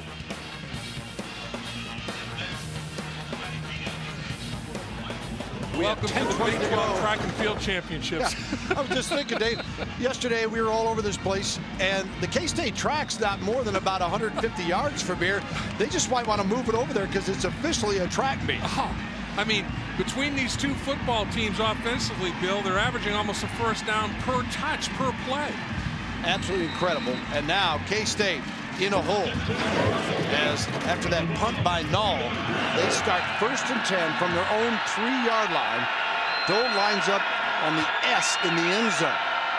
Freeman under center this time. Boy, nice poise, and they may break it here. Out to the 20-yard line. Murphy on the reception. He was nearly gone. Great protection for Josh Freeman. He stood in the pocket tall and had plenty of time. A little pivot route. Again, taking a bad angle, trying to make a too big a play. You know, Nick Harris tried to undercut it, but the protection was outstanding. Austin English getting there a little bit too late. Oklahoma's gambling a little too much on those undercuts, taking tough angles in the secondary and at the linebacker level. 18 yards on that pickup. Get some a little more breathing room, and they hand off the football here on a 1st and 10 from the 21. And Granger, DeMarcus Granger makes the tackle. Granger's coming back from some injury situation. Oklahoma's starting to get healthier, even though they do not have the services of Manny Johnson today. And of course Reynolds is out for the season, but otherwise they're starting to get some guys back. Kansas State's offensive line only giving up 4 sacks on the season, Bill, which is tied for second fewest in the country in terms of sacks per pass attempt. And last week, you got Reesing of Kansas 5 times on sacks. Freeman avoids this one. Deep. Down at a 15 and a flag. It's offensive pass interference. You had holding him off. Pierce. Yep, Pierce pushed him off to make the play. I think Pierce pushed with the hand to get separation, and I think the official's going to flag him for offensive OPI. I don't know, unless he saw Oklahoma on the other side of it pushing back, but Pierce definitely pushed off. Pass interference. Defense. Over Oklahoma. John Harris. They were both pushing. Yeah, I was with you. Let's take a look here. Yeah, as you get it down the football field, watch Pierce right here push, and right here he's going to push big. They both get their hands on each other. Yeah. He pushes to separate. It's a no call, really. I don't think you call interference either way. Both guys pushing with their arms. A little bit of a tug of war there, but Pierce gets the big play. How about rebounding from this poor field position? 61 yards. Freeman to keep it. Well, I won't jump the gun and say he's tackled until I see him on his knees. I'm telling you. Lewis brings it down this time inside the 10-yard line. Boy, I'll tell you, Kansas State doing a great job in every phase of it. Josh Freeman, obviously a big threat in the red zone with those 13 rushing touchdowns. Incredible. But Kansas State's making contested catches. They're making great calls. Their offensive coordinator is on a great roll. Dave Brock is making great calls. Every time Oklahoma blitzes, he's hitting them right where they blitz from. Freeman. Got him again. Easy. Touchdown, Murphy. Deion Murphy, and we are a point away from being tied. Unbelievable here in the Little Apple. Well, Lindy Holmes blitzes for Oklahoma. And Lindy Holmes, the area that he was supposed to be in if he didn't blitz, that's where they ran the shallow cross. And the shallow cross was run to perfection. Watch Lindy Holmes come on the blitz, and now the shallow cross is where he blitzed from. And, man, I'll tell you what, on a roll as a play caller, once you get in that roll, Deion Murphy finalizes that one, but offensive coordinator Dave Brock take a bow. Rossman booms it through. Let's just start all over. How about this? 28-28, 8 minutes to go in the first half on College Football Saturday. Coming up on the College Football Saturday halftime show, after 21 straight unanswered points, Kansas State's giving Oklahoma more than it wants today. I guess somebody forgot to share the script with K-State. Oklahoma's supposed to win this game. That and more, plus scores, highlights, and text time. There's the number. We'll see you at the half right now. Back out to Manhattan. Thanks, Michael and DeMarco. Yeah, it was Oklahoma 28-7 with 3:08 to go in the first quarter, and here 8 minutes to go in the second, and a 3-touchdown pickup by Kansas State. And the last touchdown drive, Bill, started at the 3-yard line, inside the 5-yard line, and they go 97 against Oklahoma's defense to score. 565 yards of offense these two have put up so far, and Murray will down it here, 1st and 10 from the 20, and Freeman continue to set the records. Oh, yeah, and they're just catching them in the blitz. And right now, every time Oklahoma blitzes, the ball's being thrown to the vacated spot. Banks right there. This was the double blitz. Box can't get underneath Mastrud. That's the record-setting touchdown. Now on a shallow cross, Lindy Holmes blitzes. If he had dropped into coverage, he would have been right there. But the shallow cross by Murphy hits right where the every time they vacate a zone, an area of the field with a blitz, Kansas State has a play that exploits it. I'm telling you what, offensive coordinator Dave Brock on a big roll. Murphy has scored 3 touchdowns today. Iglesias the other way, and it is knocked away. No flag as Joshua Moore covering on the play, and now the defense trying to play with a little spunk. First down markers brought to you by Overstock.com. Save time and fuel by shopping comfortably at home with Overstock.com. At home with the O. 7:56 to go, first half. 28 apiece. Bradford out of the gun this time.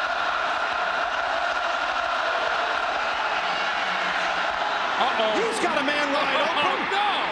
Broyles, 50, and brought down at the 49 of Oklahoma. Ryan Broyles, the redshirt freshman from Norman, is stopped by Reggie Walker. Arena football doesn't score like this. This is truly remarkable. Kansas State blows coverage. Both defenders take the underneath receiver. Watch right here. 2 defenders here, and nobody covers to the next level down the football field. A measly 29 yards in the pickup. Murray, 50, 45, leaps over a man, and Murray sprints down inside the 30-yard line. What a tremendous block once again on the edge by Quentin Chaney. I mean, he did a tremendous job. He got a cut block, and he hurdled right over that cut block. And on the edge, Gresham got the hook, and then down the field, hurdled right over Chaney's block. Brown shakes a tackler, stumbles across the 25-yard line, and how explosive is this one? Look at this. It's a first down every play. Yeah, every time the ball is touched, every snap of the football is move the chains. 2nd and 6 this time. Bradford looking, finding, and no, he did not have control of the football. Broyles, and incomplete. Herndon covering on the play. Broyles is an exceptional receiver and with great athletic abilities. And watch how he has to turn over the other shoulder for the football. It's thrown out over the outside shoulder. He was looking over the inside shoulder as he goes for the football away from the defender, where he cannot make any kind of a play on it whatsoever. Herndon could not make the diving catch and control the ball. Bradford threw it where his receiver is the only one that can make a play. 3rd and 6. Crowd trying to urge the Wildcat defense on. Bradford all day, and Iglesias. He dropped the football. He was already peering to turn it upfield. Yep, he was trying to determine which way to break away from Blair Irvin. Should I cut inside or outside? And you got to catch the football first. Right here, watch the action. You got to catch it before you start thinking about turning it up to the inside. He felt Irvin over his outside shoulder and was going to turn it inside to potentially score. On a 4th and 6, Sooners say nothing about a field goal. They're going for it at the 24-yard line. It'd be a 41-yard field goal attempt. Can't blame him for going for it, though. Now, Bradford zips it. Iglesias has the first down as he is hit hard, but hangs on near the 10-yard line as Blair Irvin, the cornerback, the junior from Patterson, Louisiana, and Chris Carney combined for the stop. That's a good relationship between quarterback and receiver. Iglesias dropped the ball. What do? Go right back to him. You know, you say, hey, I trust in you. Iglesias, I'm going right back to you. Bradford did for a big first down and a 4th down conversion.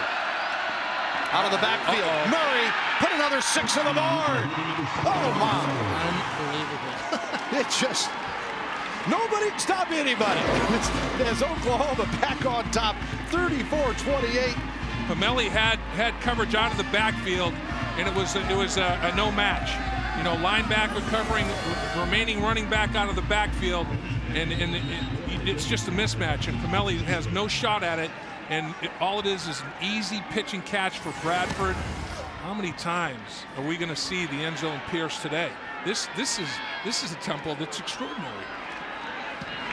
And the point after is good by Stevens. Oklahoma 35-28, and DeMarco Murray, yeah, he's getting healthier, isn't he? Another TD. We'll be right back.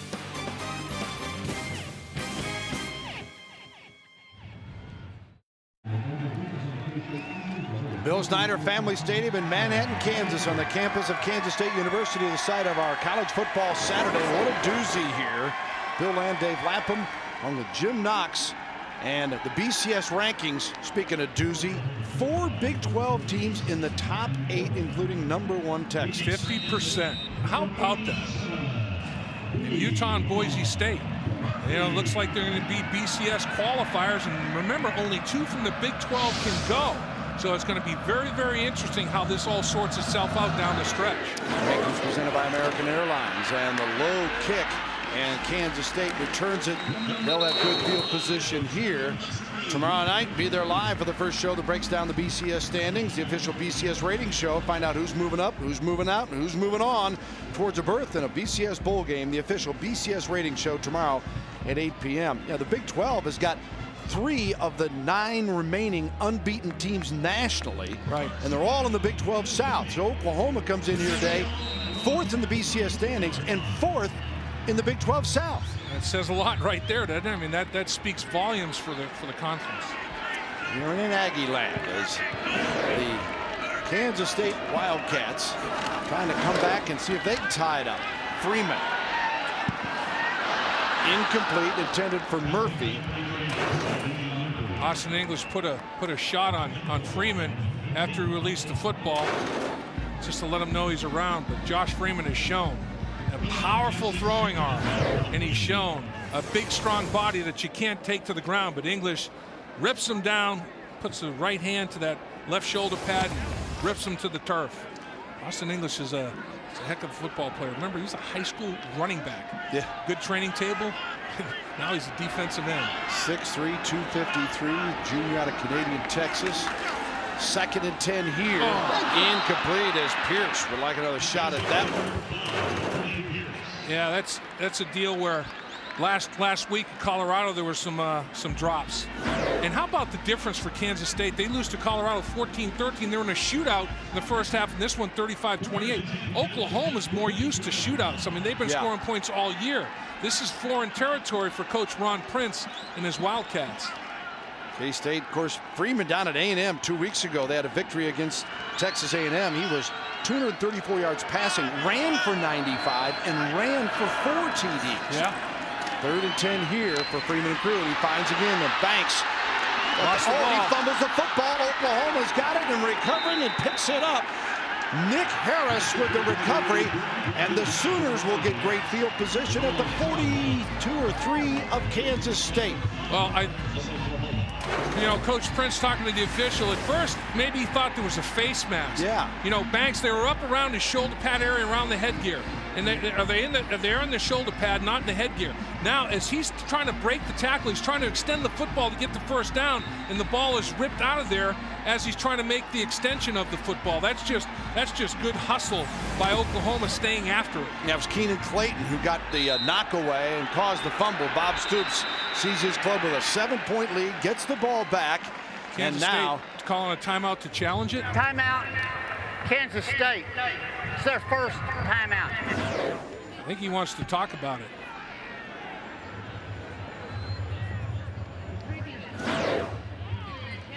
They're challenging the previous play. Kansas State called the timeout to challenge the previous play. Was his knee down before the ball came out? Play is under further review. As I was speaking, I was getting a page. He was getting a page. He was getting a page from up top. So Kansas State doesn't have to challenge. It's getting further review as we speak. Again, it doesn't matter about the this is the end of the play. Was the knee down before the ball came out? Doesn't look like it. Doesn't look like the knee's down before the ball's ripped out of there. Let's see. He's exposing the ball. It's hacked at. The ball's out before his body part's down, and there's not a body part down on the turf before the ball comes out of there when Clayton's tomahawk chopping at it. There's the tomahawk chop. He's starting to lose possession. He's not on the ground yet. The ball's out. He's not totally on the ground yet. I don't know that one. I think that they're not going. There's not enough evidence, I think, to overturn it. I would agree. I think the call in the field's going to stand. Good chem work by our guys once again. After further review, it was indeed a fumble. The ball goes over. So Oklahoma will get the football back on the turnover. Now remember, Kansas State opened the game, if you weren't with us, with a very impressive drive after a penalty on the kickoff, and they took it to midfield, and then Freeman got whacked and coughed it up on an interception. The Sooners returned to the 26. 5 plays later from Murray, they scored. Let's see if they take advantage of the turnover again here.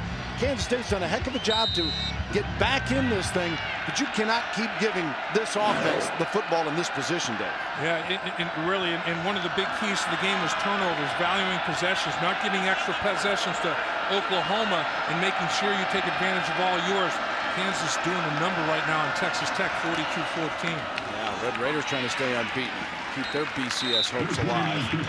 Chris Brown with a carry to the 40-yard line for Oklahoma. Sooners coming in 6-1, 2-1 in the Big 12 South, and Walker made the tackle that time.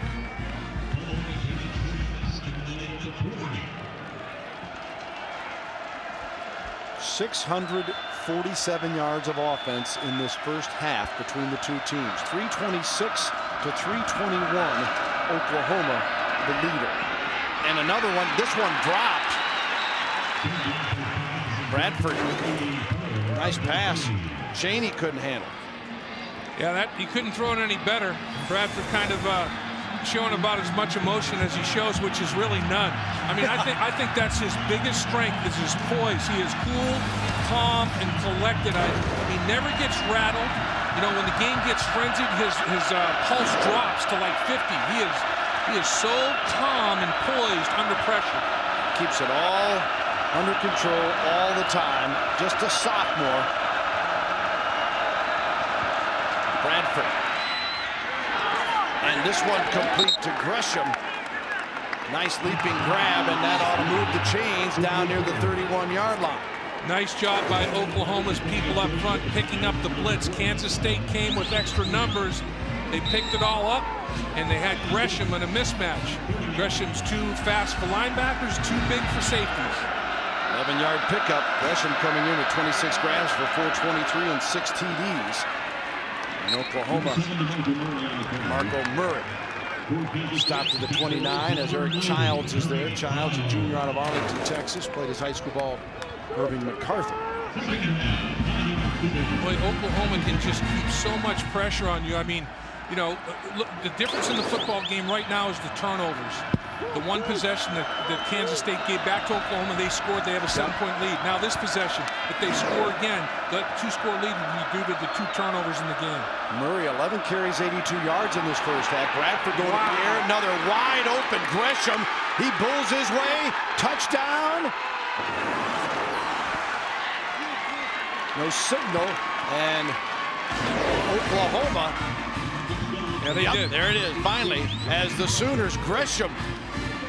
Oh, he ran over Blair Irvin. You better get, you talk about wrapping somebody up. This big fella, he may take more than one. Gresham is a horse. 6'6", 250 pounds. Watch him run over Irvin. Boom, lowered his shoulder pads, ran over Irvin, and scores easily. I mean, linebackers can't take him down before crossing the pylon. That was Reggie Walker. But Irvin was thinking, oh my gosh, I've got this big boy one-on-one. And he did a job trying to go low. Gresham is low and ran him over. And the kick, missed. No good. No good on the point after that time by Stevens. And who knows where that may lead. Yep, in the shootout. Yeah, in this wild game. So it stays 41-28. Let's see if he just basically blocked it out a little bit, pushed it right, hit the right upright. Back at you. Well, who can forget the performance of Kansas State's Darren Sproles in the 03 Dr. Pepper Championship game. Wildcats' all-time leading rusher gained 235 yards on the ground. He also went 60 in the air on an L. Roberson pass for a TD. K-State rated number 13, upset number 1 Oklahoma 35-7. And you might recall that was the year OU played in the BCS title game anyway. Right. Got beat by LSU down in the Sugar Bowl. I used to love to watch Darren Sproles run because it reminded me of a duck swimming on a pond. you know, look kind of calm from the upper body up, but his legs are going like crazy under the water, that duck. That's how Sproles turned those little legs over as fast as I've ever seen with that running style of his, and now having a great pro career with the San Diego Chargers. And remember, Dave, a lot of people wondered if he'd make it in the NFL. Yeah. You know? Well, he proved people wrong at every level, including the #1 level, the National Football League. Moreland to kick it off here after the TD reception by Gresham from Bradford, and out of bounds. Well, Oklahoma doing it running, throwing, and Murray's been right in the middle of it today. Yeah, Murray's starting to get some confidence back. You know, that it takes time. He had that knee injury, and returning kicks and just taking control of the football on the perimeter. Look at him doing a little look like Edwin Moses there as a hurdler. Now you put him in the slot as a receiver. He's going to make somebody miss and take it to the house. And the person he made miss was Tyson Hartman, who's a pretty good athlete, former quarterback. You have a broken coverage or basically a mismatch coming out of the backfield when you have a linebacker trying to cover him out of the backfield. Pamelli had no shot at him, and easy pickings. And DeMarco Murray has been a complete running back today.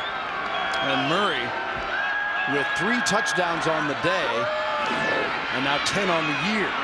Freeman slides out of the pocket looking for Banks, and no flag.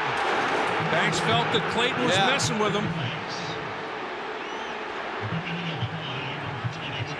Banks got up signaling like he was throwing a flag, like he expected one to be there down the middle of the field. Did Clayton touch him?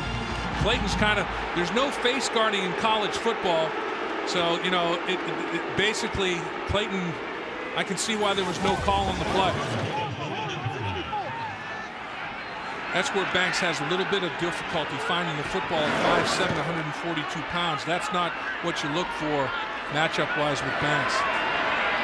2nd and 10 for the 20-yard line. Wildcats down 13. A great grab inside to the 33-yard line by Pierce. Man, did he stretch for that football like Velcro hands as Harris made the tackle. Well, Austin Box undercutting it again. And Austin Box just can't quite make the play on it. You know, he feels like he's going to make the interception. Receiver takes it right out of his hands. You know, he can't win for trying. He's undercutting. That time he went over the top, not taking the proper angles. Not only allowing the catches, he's allowing a little bit after catch. Austin Box right now, they're kind of picking on him a little bit. 12 yards on the pickup that time. Intercepted. Oh, wow. To the 15-yard line. Franks right there to make the grab, and Oklahoma will knock on the door again. Josh Freeman never saw him. It was a throwback screen, and Josh Freeman never located him until he released the football. And Franks just was kind of lurking in the weeds. There's the roll and the throwback, and he's, oh my gosh, look, he's there. He never saw him as he's trying to just throw that screen pass to his tight end Jason Cuba. And Frank says, it's not going to go to Cuba, it's coming to me. Short field again. 3 turnovers for Oklahoma, and potentially could score off of all 3 of them, and that could be the difference in this football game, those 3 scores. Franks, the sophomore out of Tulsa, out of Union High School down in Oklahoma, gets his 2nd pick of the season. And now Murray back to work at the 10, sheds a tackler, and runs out of bounds down inside the 5-yard line. There's some other pushing and shoving going near that sideline behind that play. Good block that time by Gresham to spring Murray. Yeah, and the boys up front doing a good job too. I mean, nobody's getting off blocks. Once they're tying people up, they're just finishing blocks. As you can see, Oklahoma, everybody has a hat on a Kansas State defender, and Kansas State is not getting off the block. They have to be more violent with their hands, get off the block, separate, and make a tackle. 366 yards of offense for the Sooners as Murray cuts it back, nearly leans in, and does he? Yeah. Oh, just short. No signal. A little shy by DeMarco Murray.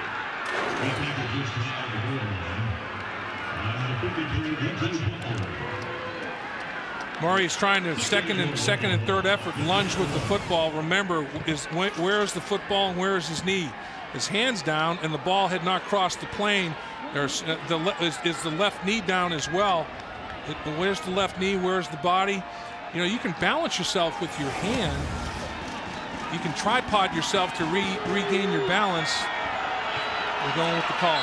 Well, they're going to review it. Now they're going to review it. Yep. Because you can, when the hand's down, you're not down. You can tripod yourself and regain your balance, and as long as his knee or anything in his lower body, wasn't down other than the hand, if his elbow or shoulder's down, okay, it's just the hand balancing himself. Where's the football? I think he crossed the plane before anything other than his left hand hit the ground. I think you give him the touchdown on the second effort. Well, Murray is 2 yards away from his third 100-yard game of the year, and we have 2:34 to go in this first half. Probably a moot point if it's spotted at this 2-inch line. After further review, there's a reversal on the play. Touchdown. Yep. I think the official, when he saw the handbill, I think he immediately thought, okay, I saw something down before the ball crossed. But you can't. Like I said, you see return guys, you see receivers balance and running backs out in space, make a cut, balance themselves with the other hand. So Murray with the TD, and Oklahoma 47-28 at the moment. 3 turnovers, 3 touchdown leads scored off of each giveaway. Difference in the game, turnovers.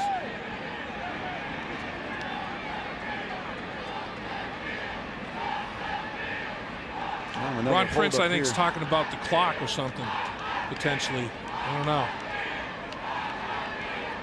He's looking up at the scoreboard and at the clock. Ron Prince may have a clock challenge in his mind that needs to be reset. What if he's thinking nobody can score 47 and a half? Please put 2:42 on the game clock. Yeah. 2:42. Because that was the time on the clock when he scored. And they had snapped the football and started the clock. When they went to review, they blew the whistle and went to review it. And 8 seconds had leaked off the clock, so they put them back on the clock. Good catch by the Kansas State staff. You want every second that you possibly can in this one. So the kick is good, and Murray's 4th touchdown makes it 48-28 on the kick by Stevens. Send it down to Jim Knox. What's ahead at half? All right, Bill, Oklahoma fans, of course, happy about that. Coming up at halftime, we'll join Mike Leach, DeMarco Farr. They'll go over top 25 scores and highlights also. What else, girls? Next time. And Dave, I tell you what, Bill Lamb, what do you think? Who has a better head, Dave Lapham or Boomer? Boomer, do your trick here. Do your trick. Check this move out, guys. Check it out. Whoa, what a trick. Oh, Noxie, that's nothing, man. I can do yeah, right. That's pretty strong. For him to be able to control that big old head like that, that's some serious strength. Usually your body follows your head right to the ground. That's why you're saying you could do the same thing. Oh, You've man. got that kind of noggin. Yeah, right. Bucket head. Oh, I'll tell you what. That guy, he's definitely got a horse head. What a wild game. Oklahoma jumped out 28-7.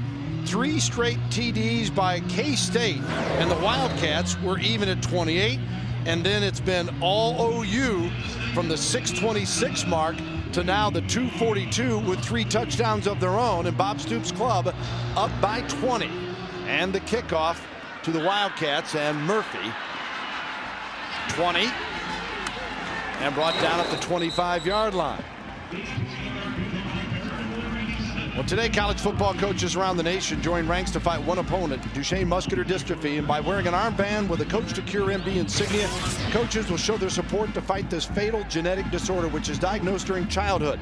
Football fans, you can donate to muscular dystrophy research either online or at CoachToCureMD.org or by texting the word CURE to 90999 to automatically donate $5 from your mobile phones. American Football Coaches Association supports this initiative. And you might have heard Ron Prince opening comments with Jim Knox talk about how important that is and doing the right things and trying to give back to such a needy cause. Particularly when you're dealing with young men, that disease is inflicting. Oh, Murphy nearly had another sensational grab. Franks was covering. And here is Coach Prince more about that cure. Anything that has to do with supporting, some kind of cause that helps young men, helps young people, we get behind that pretty wholeheartedly around here. That's something I think is important. this particular form that we're trying to battle is particularly debilitating. And there's a bunch of people out there supporting it this weekend. A lot of coaches wearing the armbands. Try not to politicize, but the office of football coach, and I don't think that's what this is about. I think it's just trying to raise awareness and also show solidarity for something that affects young people, and we're wholeheartedly behind it. Here's Coach Prince, a class act. And, you know, Coach Ron Prince's dad passed away yesterday morning. He's coaching today with a heavy heart. His dad, 90 years old, and passing. And Ron Prince is an adopted only child, and his parents did an incredible job, because Ron Prince, in so many ways, is a quality human being. And I think the fact that he's supporting this effort today is another testament to it. And his dad obviously had a huge influence on his life. Ron grew up in Junction City, not far from here in Manhattan. Here is Freeman. Incomplete on a 3rd and 7 from the 28. And now Ron Prince might be thinking, why'd I ask for any more time to be put back on the clock? Yeah, right. And one final thing with Ron Prince, he was talking about his dad in the conference call to us, and Bob Stoops is wearing the armband as well in support of the cause. But Ron Prince said, "My dad said I was nobody till the Army made me somebody." And he said, "I tell my kids, we're nobody until football made us somebody." And that's a lesson well learned from his dad. Whistle here will hold it up. Yeah, it's pretty obvious in talking to Coach Prince. Ball start, offense, number 58. 5-yard penalty, 4th down. That he is more than coach speak in student athlete, and emphasizing the academics, and to make this experience really help these young men grow in so many ways. And most of the coaches are doing that, but he has really made a strong effort to let that be known that that's all part of the deal here at Kansas State. He's interested in creating the whole person, not just the football player. He doesn't want football to define a person. He wants it to be part of the person. He wants it to cultivate the whole person.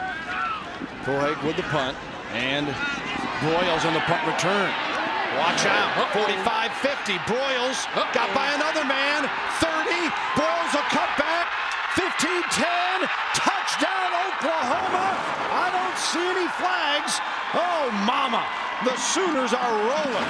Well, the guy that missed him, the final miss was the punter, Fulhage, and we know that he's not going to allow the punter to miss him in space. And this is just Broyles. He's a gifted athlete. Here he's coming up on Fulhage right here. Whoop! There he goes. There goes the punter. Last man that can make a play on him. Cuts it back inside, picks up some downfield interference, and finishes.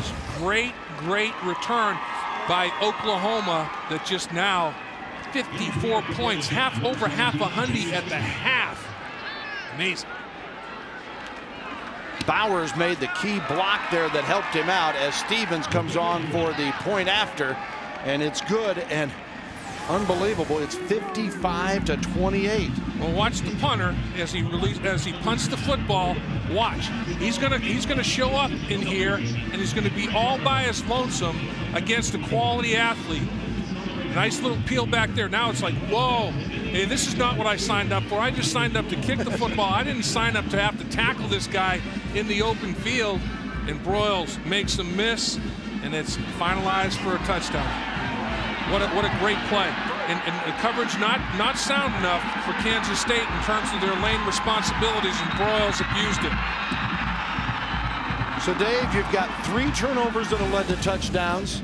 The Kansas State, right, the 3 turnovers, and now the kicking game, the special teams comes back in. So, again, there's your difference. There's 28 points, and it's 55-28. Well, let's take a look at the keys, what we had for keys for Kansas State. Score a non-offensive touchdown. Oklahoma did that. Don't turn the football over and get some. They have no takeaways and 3 giveaways. So obviously, two of the three keys to this football game have gone in Oklahoma's favor instead of what Kansas State was hoping to get done. And Moreland kicks it off again. How's his leg this afternoon? Down to the 3. Murphy cuts it back up. He's got a little space and then spins to the 30-yard line as they close in on him. And Dominic Franks making the tackle there. 27-yard return, and K-State gets it back, down 27. Highest scoring game in the Big 12 this season. Well, halftime. Yeah, that was Texas We're almost there. And Missouri last week, and 87 points combined, 83, and today 83 today. We're only 4 points away from tying that master. It's amazing. I'll tell you what, you need your computer out here to stay track with this one. Well over 700 yards of offense in the first half. Freeman, Banks, and another big play. He steps out of bounds at the Oklahoma 39-yard line, and they're knocking on the door again with 1:10 to go. Josh Freeman, accurate out of pocket, changed the launch point, and he delivers a perfect strike. I mean, that is just getting the ball downfield in a tight little spot because, as we said, Banks is 5'7". And to put it over the defender, and right there for Banks to hit him in stride, 5'7", 142-pounder, that was a dart down the field by Josh Freeman on the run. 40 yards on that play. As you take a look at what's going on just down I-70 with Texas Tech and Kansas, and a fumble, and Oklahoma's recovered this. Unbelievable. K-State looking to score again, and Oklahoma with another turnover. Frank Alexander with the recovery. And I think Macon knocked it out of there. You know, ball security. You have to be aware of the ball security. Granger came up with the football, maybe. Let's see. Who knocks it out of there? Okay, knocking it out of there is Frank Alexander, and Granger comes up with it. But Josh Freeman has to secure it, has to put it away. Frank Alexander realized he hadn't, and he punched it right out of there. Fourth giveaway. You can't beat Oklahoma being -4.5. Now, and Brent Venables may look at his defense and go, my gosh, we've given up 375 yards of offense. Hey, if you can create turnovers, it's all right, as they're proving, because Kansas State has no answer for the Oklahoma offense, particularly with the field position they're getting via the turnovers. Murray on the receiving end here is stopped by John Hulick. And Oklahoma, with 46 seconds to go in the half, a chance to score again. And they'll go for it. Gresham. Huge target, popped inside the 30. Oh, incomplete, beg your pardon. Bobbled that bad boy, never had possession. You know, again, the keys for Kansas State. Non-offensive touchdown. Nope, Oklahoma scored that. They have to win the turnover battle. Nope, they're -4. They were -3 on the day coming in. Oklahoma +5. Oklahoma now +9. Kansas State -7. The only thing they're doing well, explosive plays, big plays. That was the other key. And Kansas State has gotten their share of explosive plays. You can't give it away like they have. 39 seconds. 3rd and 5 for the Sooners. Bradford, little look in, and it is complete to Chaney, and that will move the chains. Stop the clock momentarily. No problem for Oklahoma in this hurry up that they run to perfection. Hulick made the tackle. Boy, how badly do you think Manuel Johnson wants to play? Yeah, he's going, I think that elbow's fine now. Yeah, with the half. How about you let me play the second half? Yeah. Gresham with the receiver here. Well, Oklahoma, a record here for most points in a half. The old mark was 52.5 against Rice, 1978. And they very well, with 20 seconds to go, get 6 more. This is going to be a record for both schools in terms of points combined in a half. 73 points in a half. I mean, that's got to be a record in both schools' annals in terms of total points combined. I mean, for a while we had a real track meet going on with 28-28, but then turnovers, punt return, all of a sudden here it is 55-28, and it happened quickly. Yeah, it's like all of a sudden Usain Bolt showed up on the Oklahoma sideline of this track meet and said, see ya. Exactly. As want to remind you, stay with us. Some crazy stuff going on in college football today, and Michael Eaves, DeMarco Farr will update you on everything here at halftime on College Football Saturday. You know, Josh Freeman only had 2 interceptions on the season coming into the game. Billy has 2 in the first half today, and he lost a fumble. Tough day for the record-setting Freeman. Bradford on a 2nd and 4. Incomplete, intended for Broyles. 3rd and 4 with 14 seconds to go. You know, the thing about Bradford is he always sets up with unbelievable balance. His body is never contorted, never out of balance. He has tremendous body control.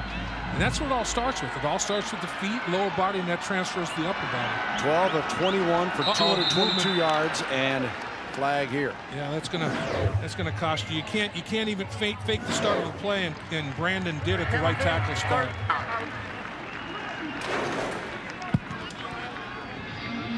Even if you're in a 2-point stance, you can't set back like you're faking the start of a play. So 3rd and 9, that's not the big deal. It's 14 seconds remaining. Bradford rolls out, sets up here, in trouble. Shovels it to Murray. What a play.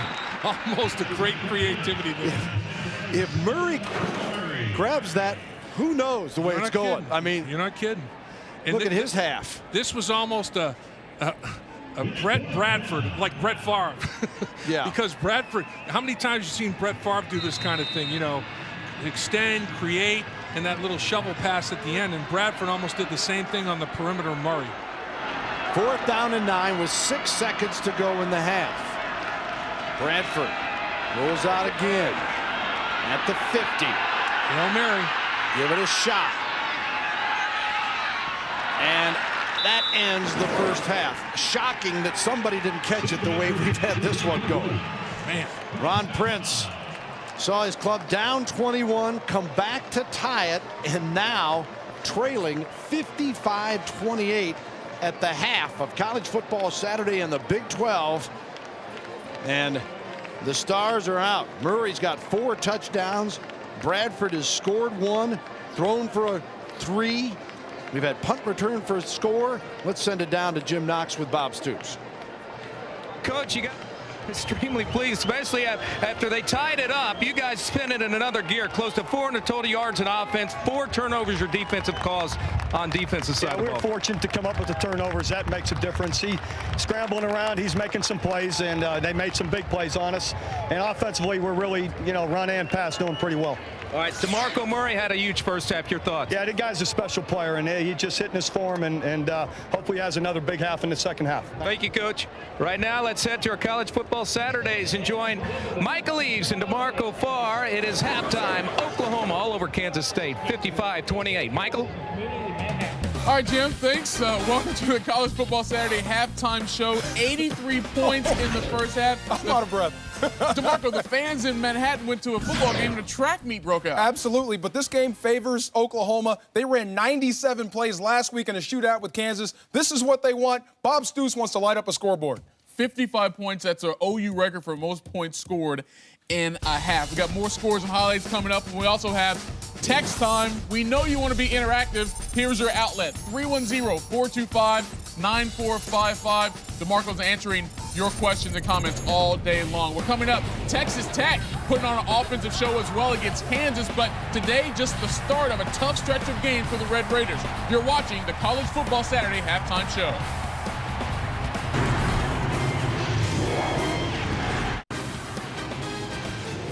Welcome back. College Football Saturday for the Big 12, presented by KFC, and we are at Bill Snyder Family Stadium on a beautiful day for college football. Nothing pretty for the Kansas State Wildcats. So is Oklahoma 55-28 at the half. Bill and Dave Lapham, we needed to recover from that. Fast break football. Yeah, and it's been like 3 different games. OU jumps out, K-State responds, and then OU smothers them. And K-State self-destructs. Yeah. And that's the reason that basically OU has got the big lead that they have. In the first half, they're enjoying a 28-7 lead is Oklahoma. And then Freeman goes to Brandon Banks for 77 yards down the sideline to make it a 28-14 football game. Kansas State caught him in the blitz. They catch him in the blitz again. And Austin Box tries to undercut Mistrud, makes a bad decision. Now it's 28-21. I'll tell you a guy that was consistently excellent all first half long, though, is DeMarco Murray. Rushed for 102 yards, averaged over 7 yards per carry. And here he cuts a little swing pass touchdown. Linebacker can't cover Murray out of the backfield. And then this was a backbreaker. Ryan Broyles goes 68 yards for a punt return. Punter's not going to catch him or make a tackle on him in the open field. He's to the house to make it 55-28 at that particular time. And that is our halftime score.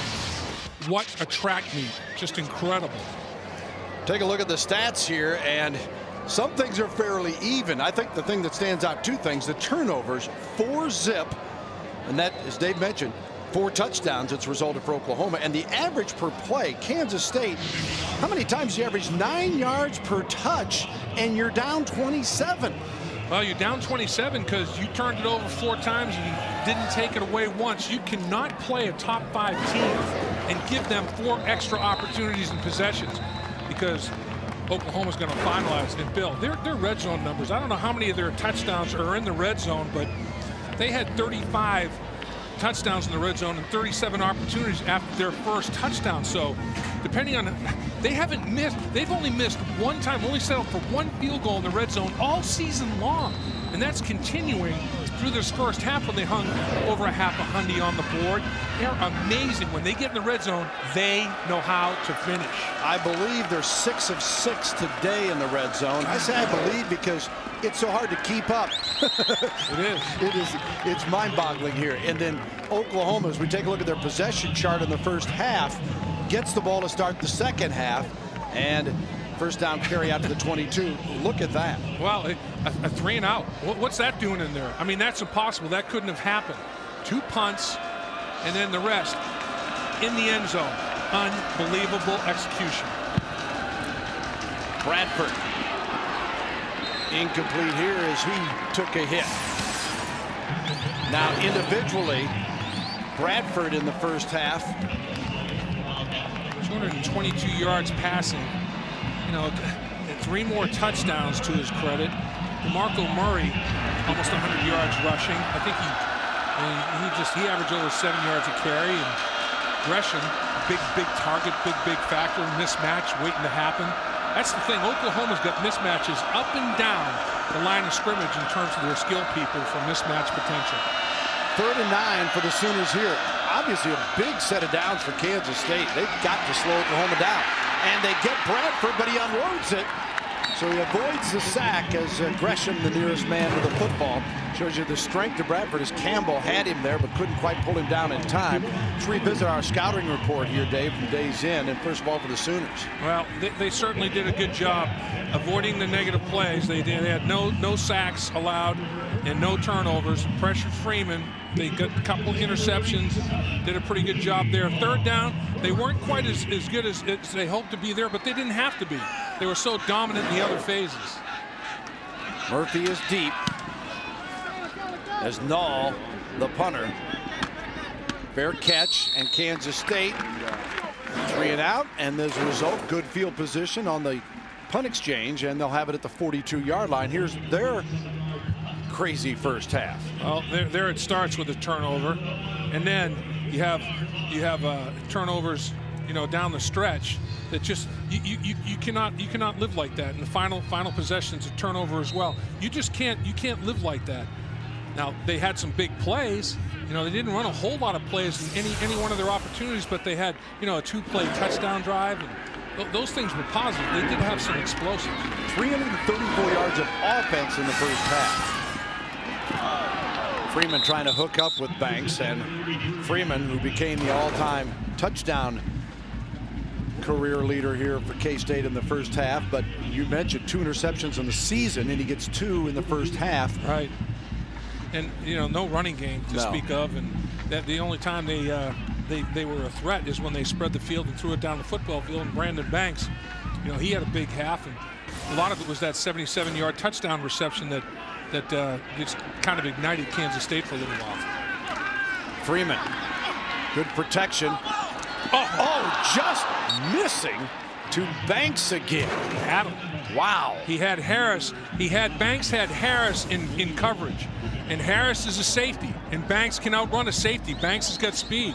Banks gets separation.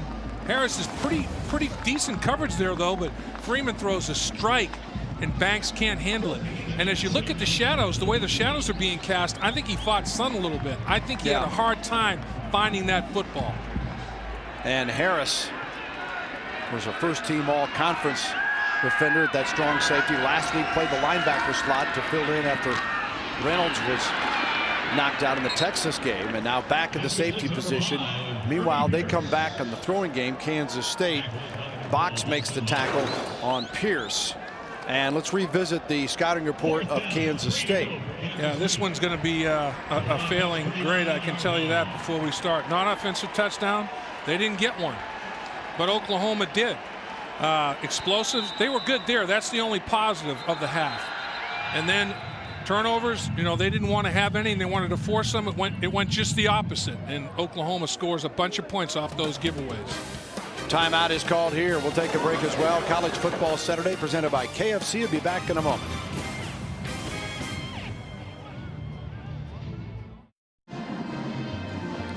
Our best buy best connection of the game is the record setter from Freeman to Mastrud. Well, Oklahoma blitzes. Austin Box has to take the tight end in coverage, and he tries to undercut it. The backside linebacker tries to undercut Mastrud, and he doesn't do a very good job of it angle-wise. Ball is over his head. He gambles. No go there. Mastrud takes it to the end zone, and there's the record setter for Josh Freeman. You know, sometimes you live by the blitz. Sometimes they call the right play into the blitz, and the execution's not quite there. And it happened more than once for Kansas State. They got a little bit of a roll against the blitz in the first half. Freeman, career TD pass number 38, passing L. Roberson. Freeman in trouble here. Unloads, got a man, it's Mastrud, and he's got the first down. Now that's a fourth down play, Bill, and they could not get Freeman on the ground. As we talked about. Out of pocket, in pocket. We saw the run that he had in the first half when they couldn't get him on the ground. And the pressure is there.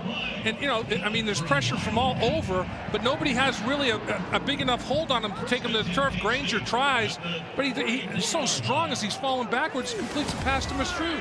6'6", 250, keeps the K-State drive alive. And on the ground this time, as they're trying to establish something in that ground game, because as Dave mentioned, they're pretty much non-existent. They had 13 rushes, 34 yards before that play. Travis Lewis makes the tackle here. Yeah, I mean, Oklahoma showed a little bit more balance. They were able to run the football and throw the football, and that's what Kevin Wilson wants. I mean, that's their MO. The more balanced they are, the better he likes it. K-State was one-dimensional. Second and long. Freeman, they got him this time, and throw him to the ground. His mark will be the 50. Gerald McCoy coming up with his 6th sack of the year. Yeah, you have a problem in here. I mean, I'm not sure if there was an assignment error or just a breakdown. I think the left guard thought the center was sliding his way. He gave up the inside rush. That's unusual. You just can't do that. And coming into this football game, and the one area that Kansas State had been outstanding was not allowing sacks on the quarterback. I mean, they'd only given up 4 all season long. To the Sooners' defense, and the sacks, turnovers have been huge with 4 today.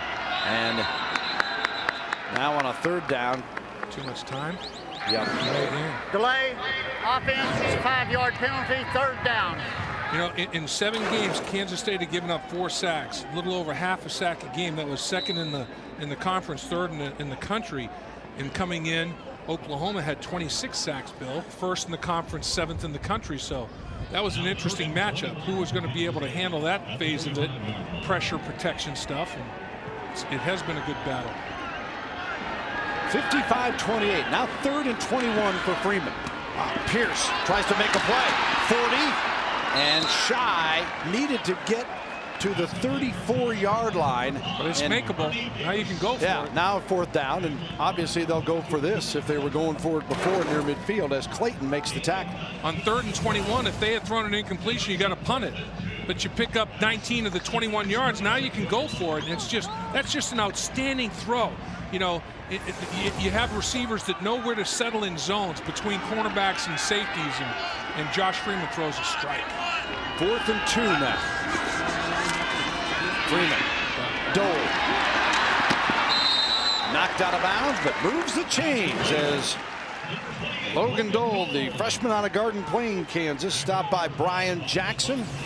Well, instead of picking up the blitz, he just takes off out of the backfield. So he doesn't do anything with the blitzers coming up the middle, and it's an easy read for Josh Freeman. He just feather touches it out there, and it's a little pitch and catch. Once again, a great call by the offensive coordinator, Dave Brock, against the blitz. 1st and 10 at the 28. Kansas State, first possession here in the second half. Dole, nothing doing. Granger makes the stop.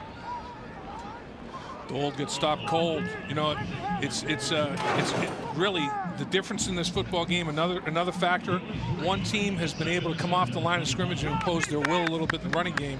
The other team hasn't. They're missing Kansas State Lamarck Brown, a sophomore from Hazelwood, Missouri, who is a pretty good running back that hadn't played now in the last 3 games, and he ran for 137 yards earlier this year against Louisiana Lafayette. So and they're also missing Jordan Bedore, the center. That's a heck of a chance. So some depth problems there. Across the middle, and incomplete, intended for Mastrud. Lewis covering on the play.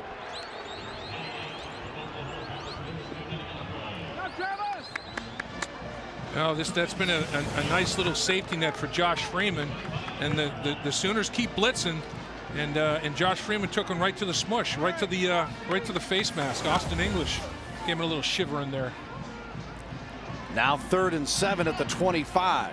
Life of a quarterback, Bill. Yeah, better be tough. 6'6", 250. He's bigger than Austin. He looked right over the turnip off his head. Freeman, they come after him again, and they do wrap him up for another sack as Keenan Clayton led the charge. English, you mentioned, he was there as well. Well, as we said, given up 4 sacks all season, gave up 2 sacks on that possession. On that drive, they gave up 2 quarterback sacks. Highly unusual. And they're bringing the house, and they're bringing them all. And twisting and stunting, and Kansas State's offensive line's not up to the task. Josh Freeman goes down. Rossman comes on for the field goal attempt. Brooks Rossman, his longest is 53. This is from just shy of the 40, so a 50-yarder. He's got the leg, and Rossman, no good. Just missed. Yeah, blocked it, pushed it right. Well, he's got plenty of leg, though, like you said. He got quick elevation, too. We come back, it'll be Oklahoma possession with 9:21 to go in the 3rd quarter. Sooners 55-28 leader.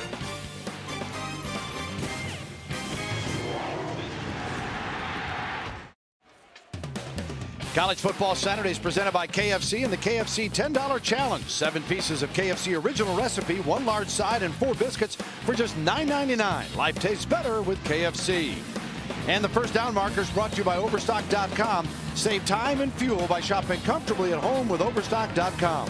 At home with the-O. Well, now Oklahoma playing a little big boy ball by this formation, Bill. They're getting after it a little bit.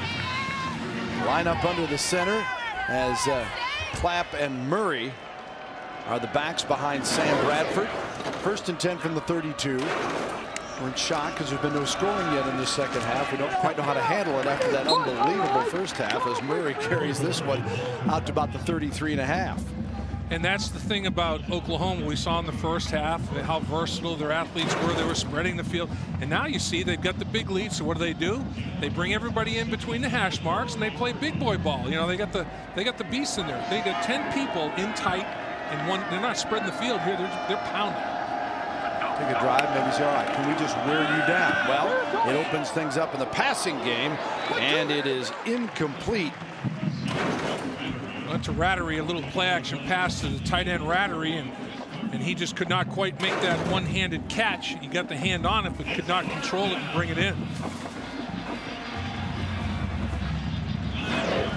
It'll make it a 3rd down and 9.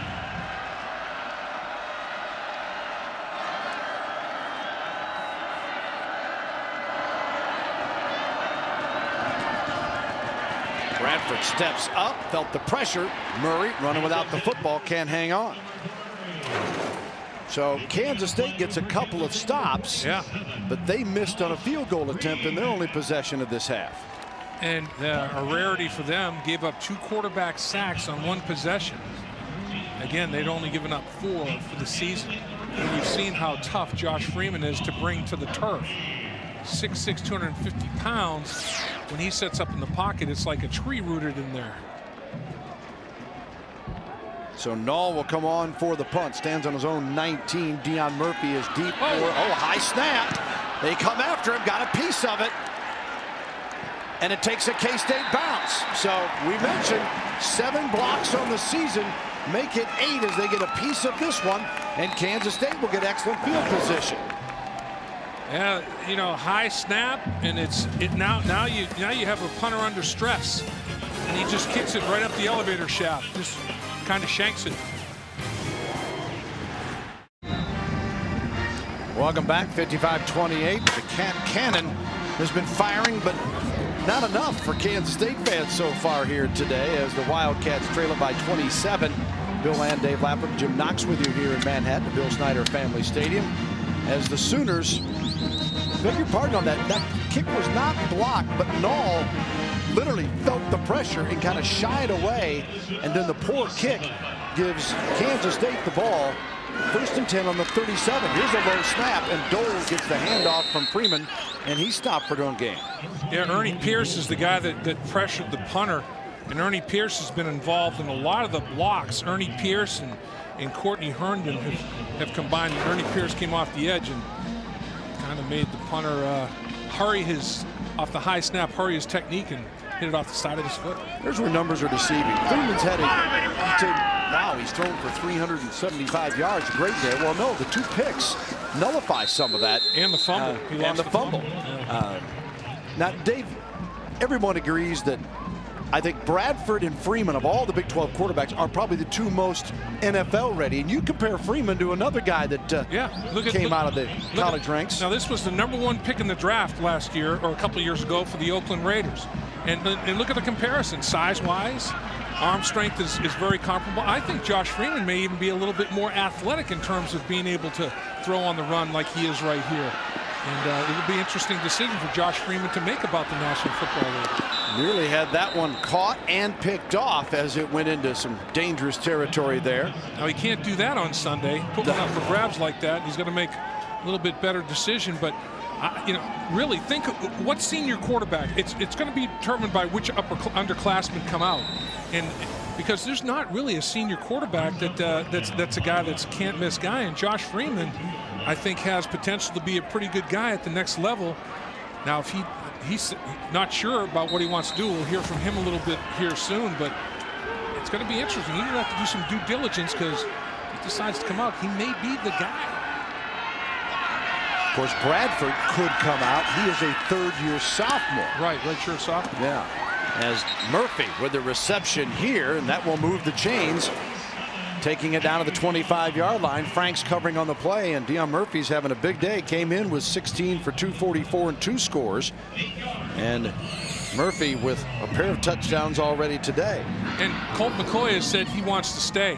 He said he's not coming out. And Chase Daniel, in a lot of scouts' estimation, isn't even a day 1 guy, isn't a top 3 round draft pick guy. So, it's going to be who's coming out and who's not. It might be between Bradford and Freeman. Dole breaks a tackle and another, and slips it all the way down to near the 15-yard line. And Lindy Holmes making the play. But you look at Bradford, he doesn't have the girth. I mean, he's not as big as Freeman, not anywhere close to 250 pounds, but he stands a solid 6'5", not 6'6", 250 like Freeman, but he's got plenty of pocket presence as we take a look at one of the better runs of the game for Kansas State. He definitely has pocket presence and a touch and a quick release. Dole again as the Wildcats trying to get that running game going and pick up the 1st down on a 2nd and less than 1. And 1st down, K-State, 6:27 to go in the 3rd quarter. Tell you, you can't take your foot off the gas if you're Oklahoma. The way this thing, it was 28-7 and thinking yawn, ho, hum. Next thing you know, boom, it's 28-28 as Kansas State starts making some explosives in the passing game. Dole again taking a couple with him. Down to the 5-yard line. Lewis makes the tackle. And now Jim Knox with a freecreditreport.com sideline report. All right, Bill, not in the game right now. Defensive lineman Gerald McCoy right here walking on the sidelines to the left of him, 93, injured his right ankle, trying to walk it off. It looks like he could be back in, guys. Hopefully he'll continue to make the game, Knoxy. Knoxy, you okay, man? That seemed like a tough body surf as you were rolling through the stands, bro. You all right? No problem. I'm still trying to find my wallet, though. If you guys see it, just let me know. On a 2nd and 3, Dole finds his way to the end zone. Logan Dole, the freshman, gets his 3rd touchdown of the season.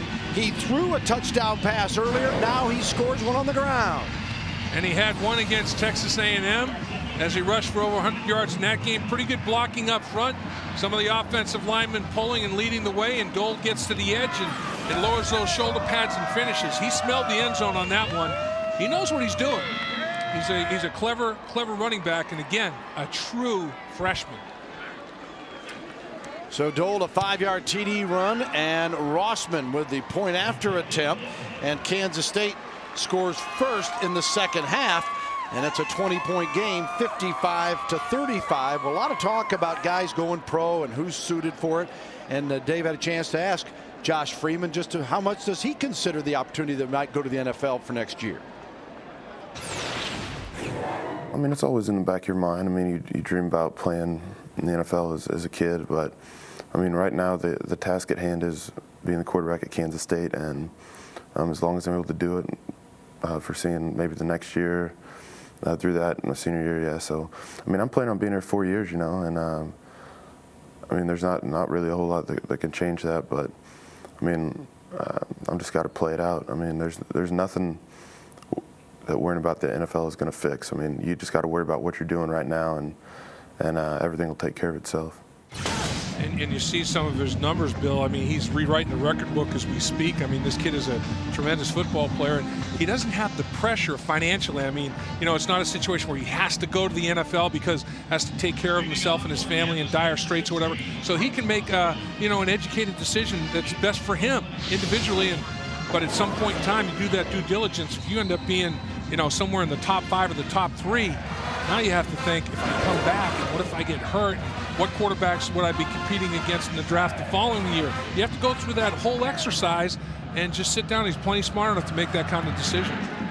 Rossman with the kickoff here, and plenty of leg from him, and Oklahoma with a touchback, and they'll get it back 1st and 10 at the 20. Player down out about the David 20. Sims, it looks like. 3-yard line for the Sooners. Like he was rolling around. Is it, no, it's not Sims. It's 18. Is that Gresham? Yeah, it's Jermaine Gresham. Wow. Can't afford to lose him. Lose him on a kickoff return would be catastrophic.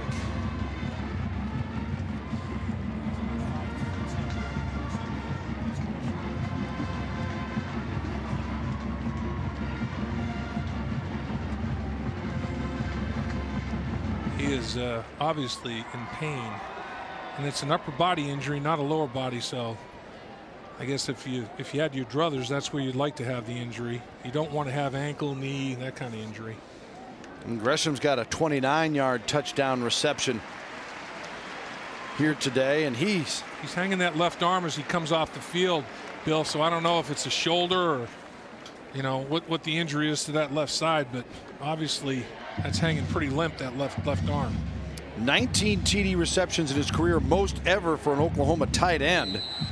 And this year, he's averaged 29 yards per TD reception. Last year, he averaged 13.8. So it goes again to what you were talking about stretching him out, playing him in different places. He is a huge weapon. Murray slips as he tries to turn it upfield on a 1st and 10 from the 20. And it'll be second loss on that play. This first down marker brought to you by Overstock.com. Shop for the company that supports college football. Overstock.com, at home with the O. 2nd and 12 officially from the 18. Oklahoma with a 55-35 lead. And at 55 at the half if you weren't with us for the early one. Here's Bradford. Got a man wide open as Murray. 30, 35, got a great block, 45, and out of bounds across midfield at the 49-yard line of Kansas State. Bradford to DeMarco Murray. Cheney, was that the blocker on that play? Courtney Herndon bit. Watch number 20 in the purple jersey right here. Whoops! Uh-oh! Oh no! And he tried to redirect himself and falls down. He's like, oh man, I bit too hard. Now off to the races, and there's the downfield block you talked about. Just an absolute pancake. Throw some syrup on that block from Cheney. 33 yards on the play, and Oklahoma setting up in K-State territory now. Call it actually the 48. Brown and Madu in the lineup. Moses Madu, sophomore from Norman. They just keep coming, don't they? Fake to Brown, yeah. Play clock expired. Boy, they run troops off the sideline, though. They are so deep at every position. They called timeout. Bench must have called timeout. For the delay, timeout was called. Oklahoma. Sideline coaches on the bench called it.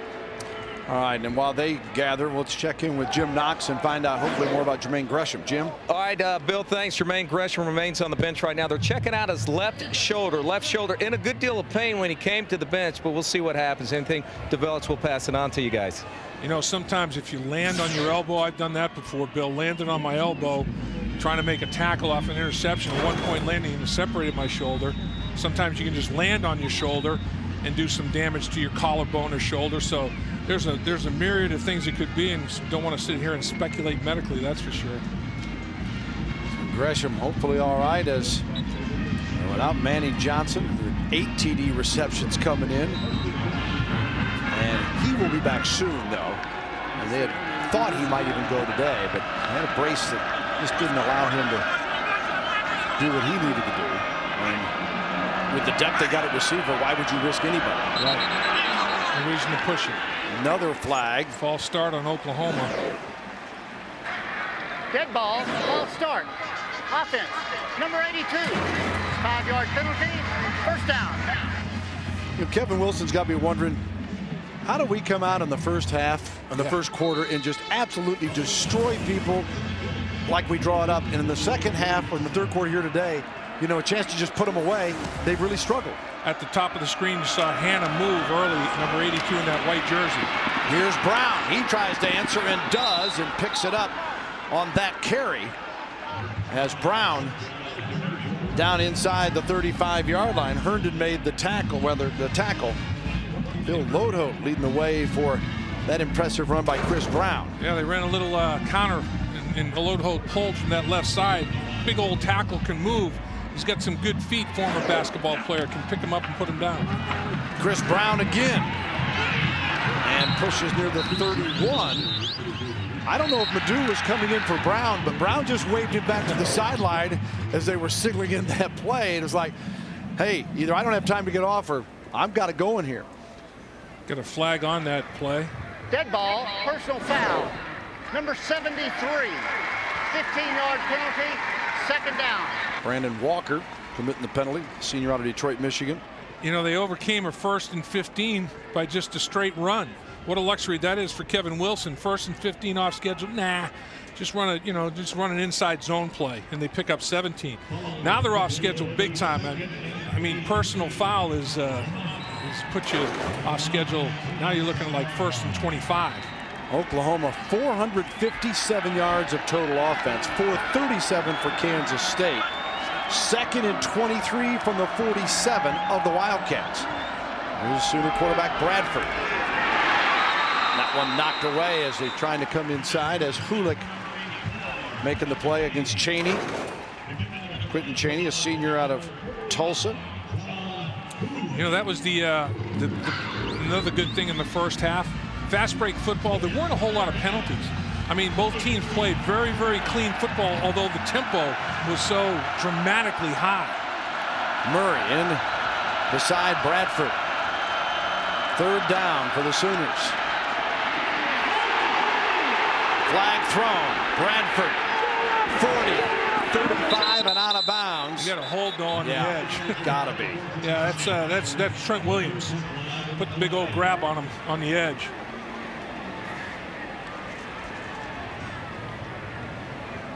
And the whole stands erupted. Yeah, everybody at K-State certainly saw it, didn't they?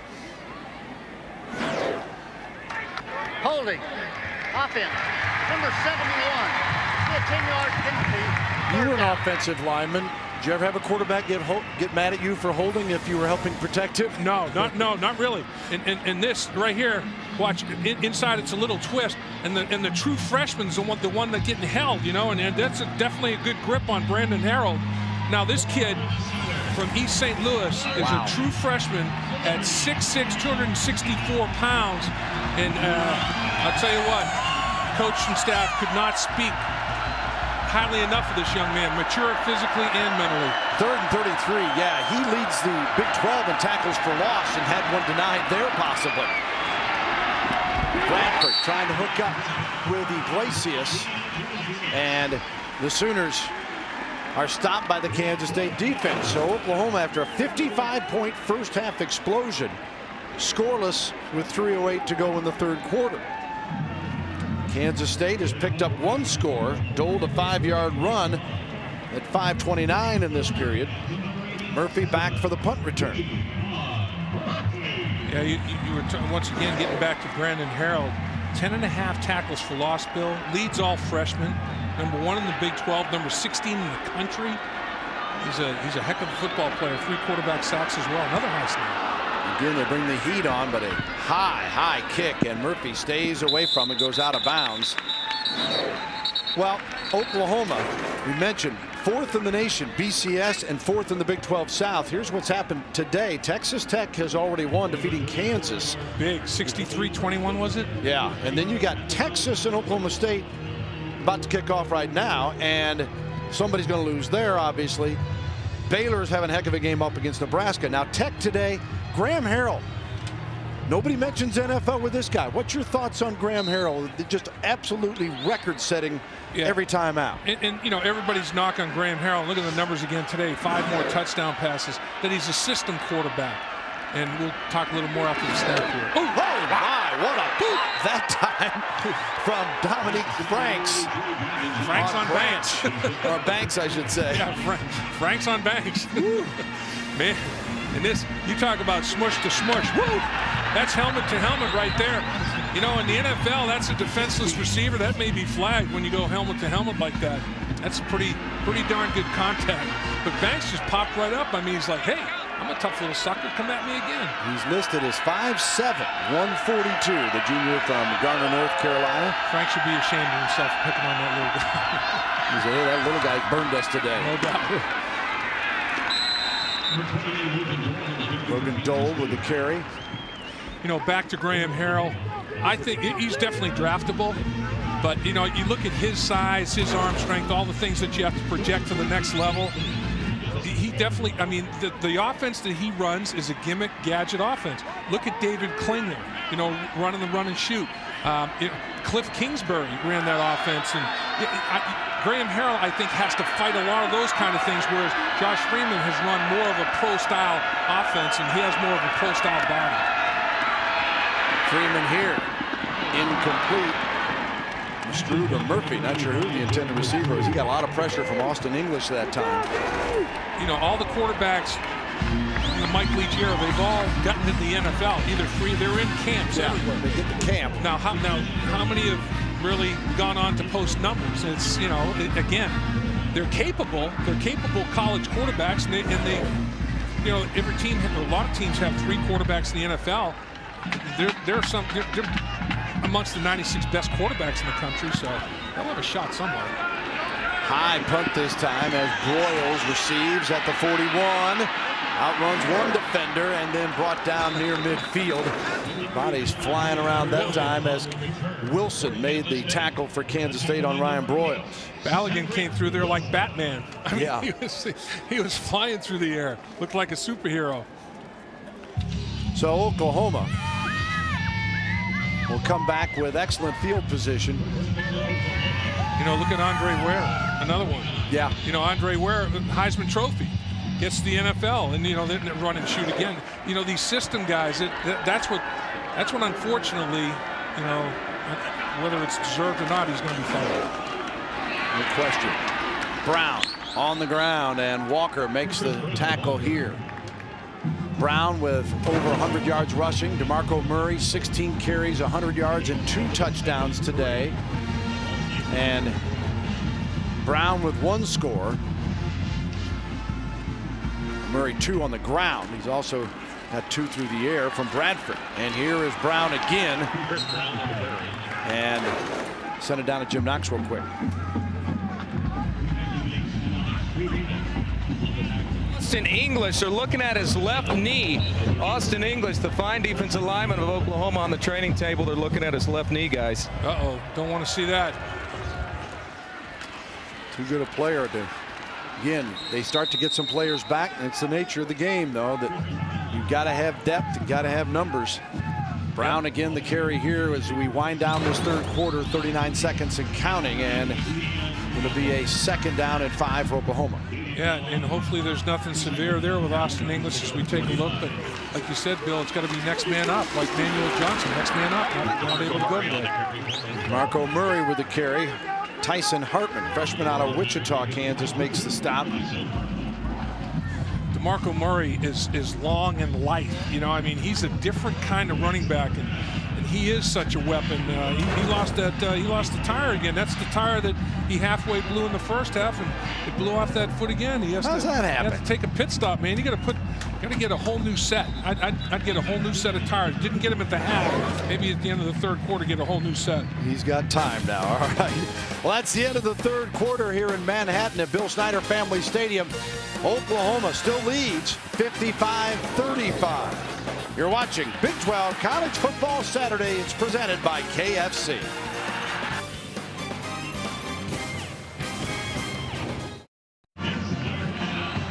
Homecoming at Kansas State. Wildcat students hanging in there with their club down 20. We go to the fourth quarter, and Oklahoma with the football on an impressive drive, and the handoff to Madu. And our KFC game summary kind of tell you the story of what we've had here today, with a wild first half that in fact was an Oklahoma school record with 55 points. And the running game, look at that. 2 100-yard rushers in the same game. That's getting it done at the line of scrimmage. Freeman, very, very productive, but he also had 2 interceptions and lost a fumble. Those 4 first half turnovers, 3 of them were on Josh Freeman, but he has put up some big play numbers. Brown, a season high 124 yards rushing today. His previous best 107 in the Washington win. As Madu gets another carry here. And it'll be 3rd or 2nd down now and 8 for Oklahoma. Fourth quarter just underway in Manhattan, Kansas. Bradford. Yeah. And Madu makes the most of it. He picks up the first down as Carney forces him out of bounds. Now, you know Bradford wasn't going to keep that football. I mean, but he made him think just a moment, didn't he? He did. He attacked the line of scrimmage, and he said, I'm not paid to run it. Watch him attack the line of scrimmage, and then pitch it right and say, okay, this is what you're paid to do, not me. I'm a guy that likes to throw that bad boy, and boy, can he throw it. What a touch and accuracy he has. As a result, Ian Campbell bit just enough, and Madu got outside of him for the first down. And now Madu sneaking his way down through the 5. And see where they spotted as Carney makes the tackle. You know, it looks like DeMarco Murray is probably pretty much done for the day. And it's good to see him continue to get comfortable and confident with the cuts that he can make. Yeah, here's Madu. And broken ankle tackle. And stopped near the 3. Yeah, Murray with that offseason surgery, and the coaches said, hey, he is healthy. He's 100%. But Bob Stoops says, I think every day, every week, every game, every practice that you get away, further away from that injury, he's going to feel better physically and mentally, most important. It's reflexes, it's reaction, and you just have to get back to game speed. It doesn't happen overnight. It takes a full year, sometimes a year plus. Ooh. Bradford in the end zone, knocked away as intended for Ryan Broyles, and covering Joshua Moore on the play. Joshua Moore has been the most consistent player in the secondary for Kansas State all season long, and he had great position right there. He basically used the sideline as the 12th defender, and It was a nice job right there. Joshua Moore. So Stevens will come on for the field goal attempt. Stevens, because they've been so productive in the red zone, only not scoring one time, and the bulk of those touchdowns, he's been limited 2 of 4 in field goal attempts, and he hits this one and makes it 3 of 5 on the season and gives the Sooners 3 more. Their first points of the second half. It's 58-35.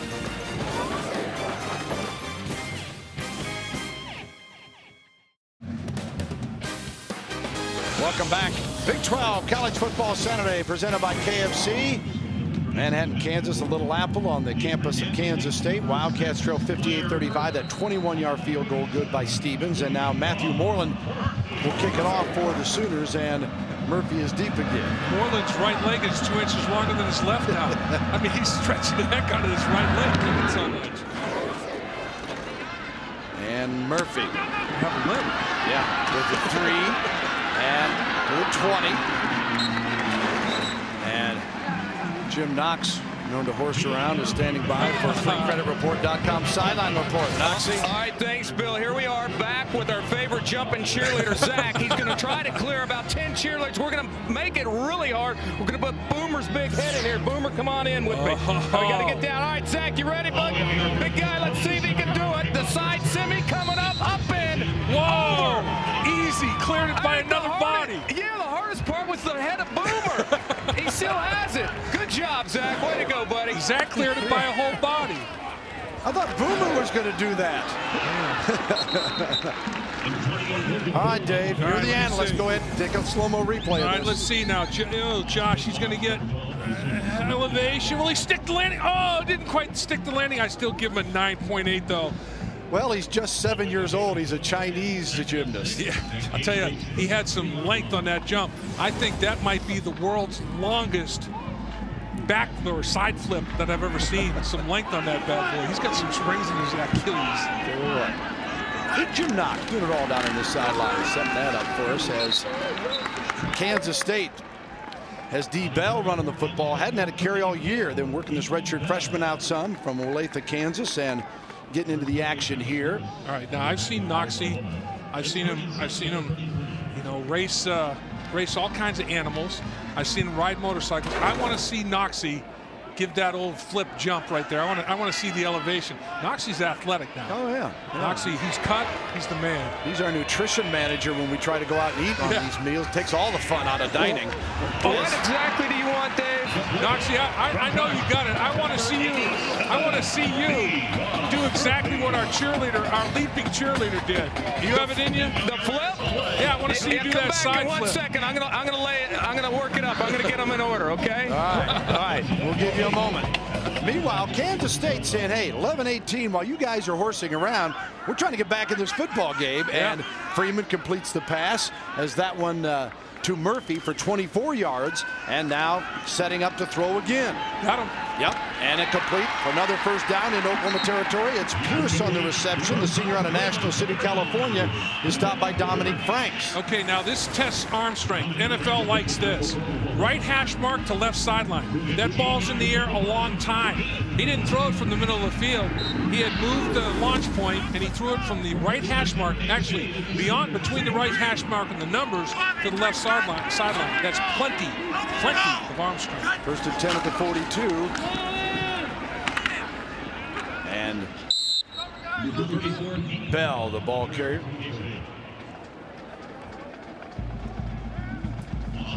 You know, you're looking at these quarterbacks that have so much accuracy. And again, it all starts with technique and fundamentals, Bill. And everything athletically starts with your feet.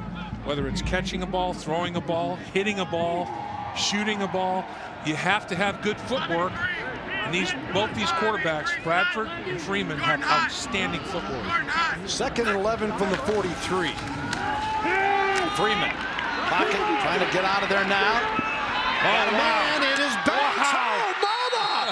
What a reception! What a throw and reception. Brandon Banks from Josh Freeman Big to little, and they hook up again. Mutt and Jeff, and I'll tell you what, check this out. I mean, Josh Freeman throws this football basically flat-footed because of the pressure. All arm strength. Has to step up in the pocket, and he can't worry about mechanics. Throws off the front foot.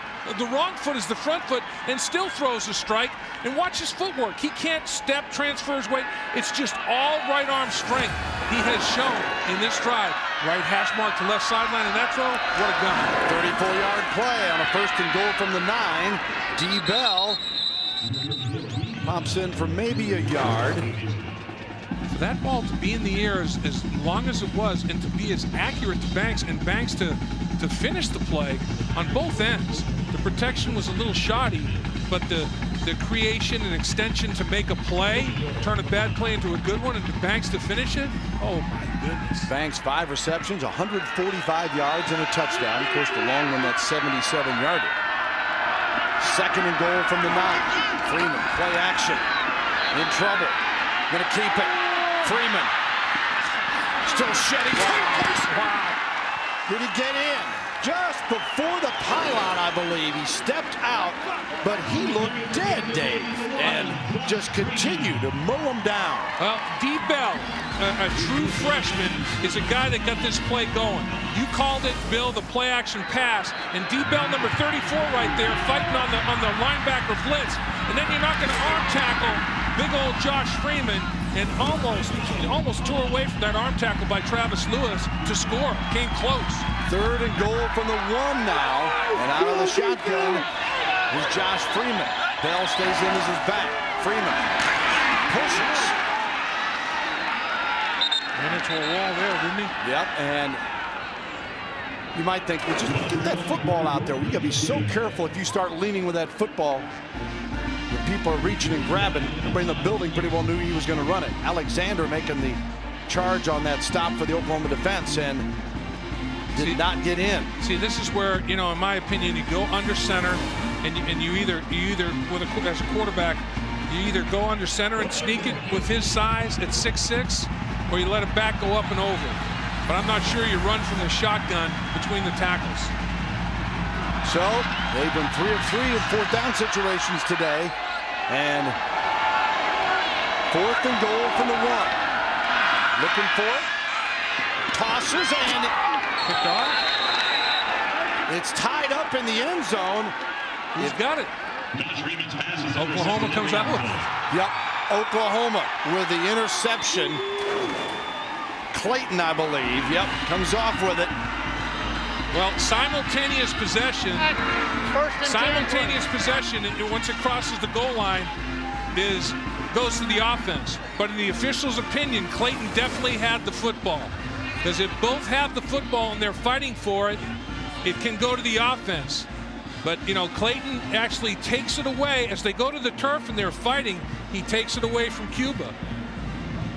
Clayton just pulled it right out of his hands. And Clayton's on his backside. Cuba doesn't have possession, and Clayton does. And that simultaneous possession can go to the offense, but the official ruled it was not simultaneous possession. Did the ball hit the ground? I don't think it hit the ground. Cuba never really had control of the football. Yeah, so saying incomplete, and it'll be Oklahoma ball inside the 1-yard line.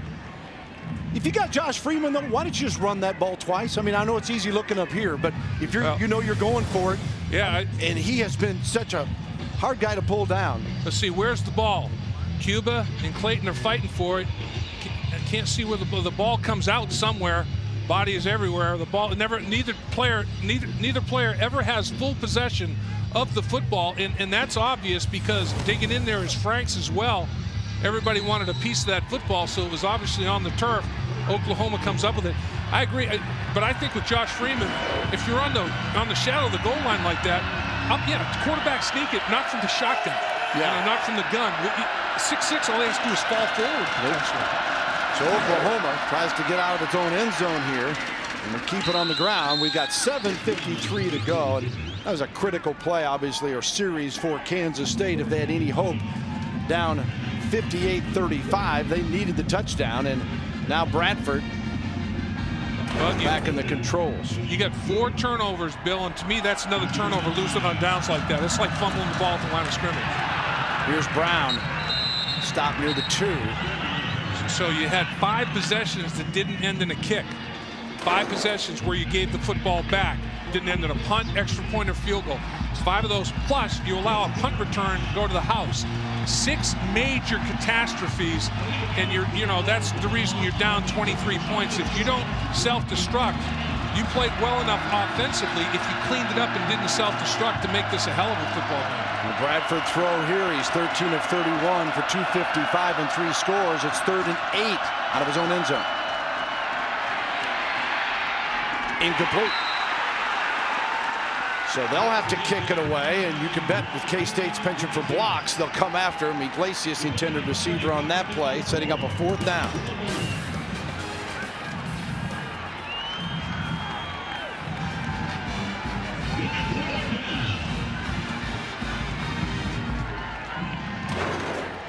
Bill, I agree with you about Kansas State coming after it because you normally have 15 yards from the snap to the punt.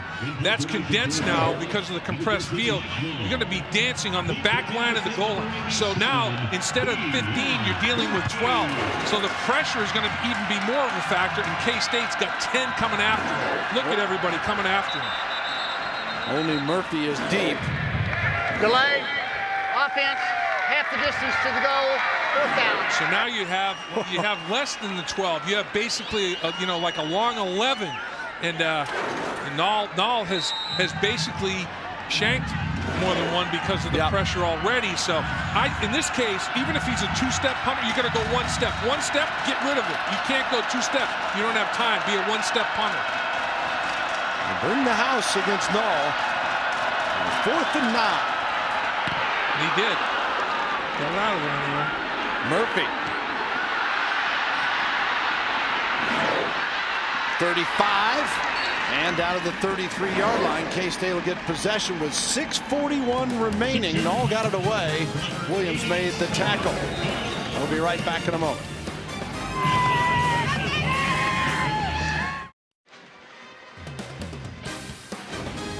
Welcome back. Big 12 College Football Saturday presented by KFC. Bill and Dave Lapham, Jim Knox with you here in Manhattan, where Kansas State's going to get at the 33 of Oklahoma with 6:41 to go. This can be one of those days.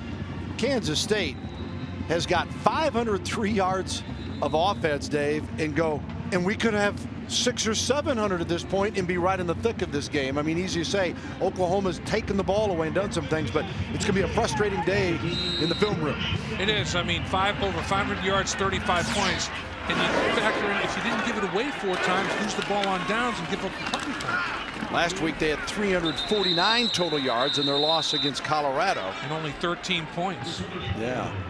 Alexander the tackle here, and let's send it down to Jim Knox with an injury report. Okay, I got some good news for Oklahoma fans. Austin English, he's not in the game, but he is fine on the sidelines, having a good time right now. Left knee, nothing positive on that, all negatives.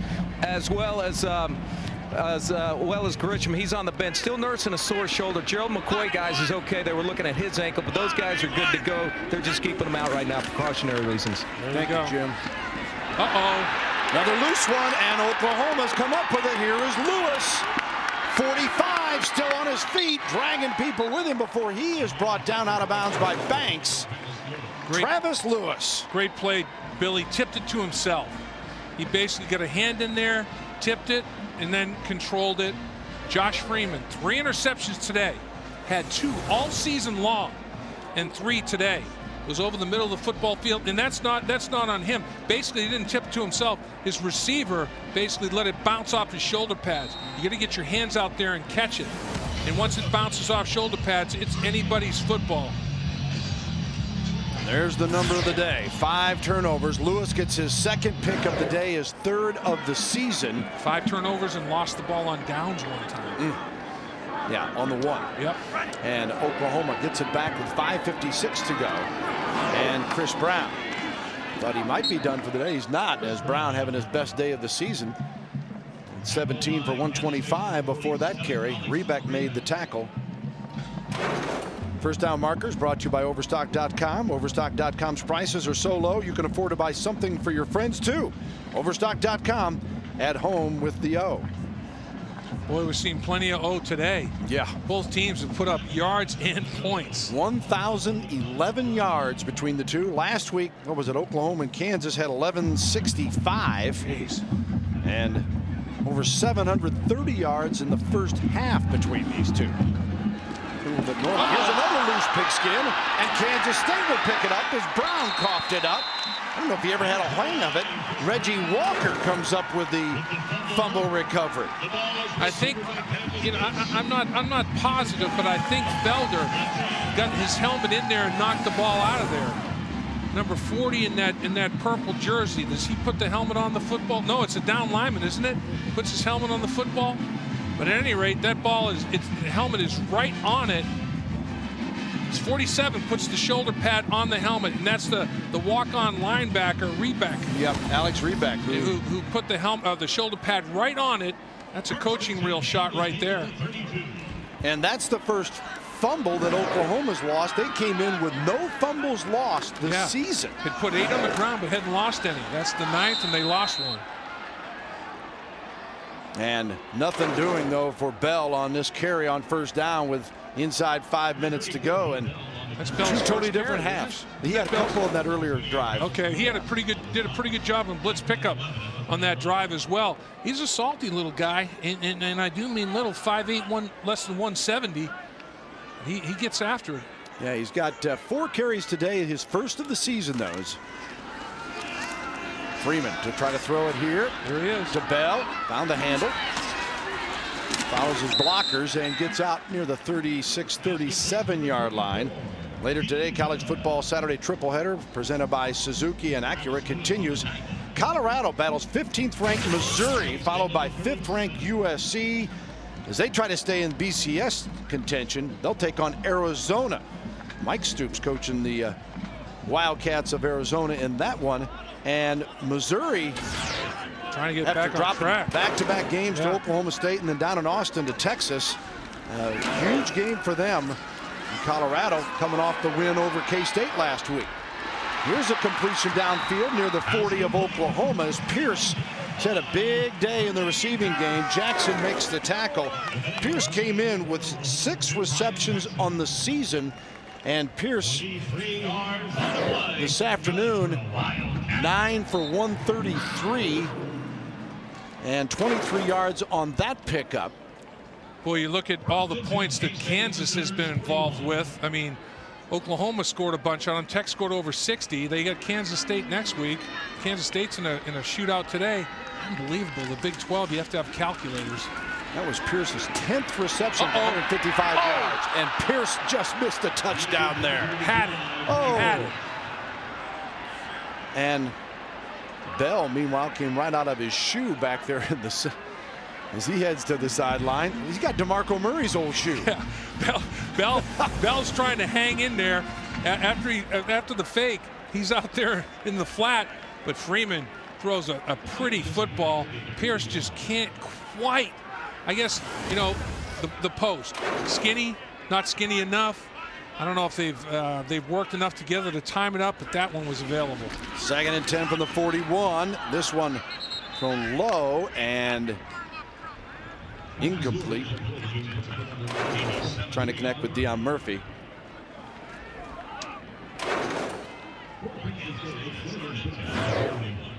Texas just scored to take a lead on Oklahoma State. Is that what I just saw there? Yes, 7-0 the Longhorns. How about Colt McCoy?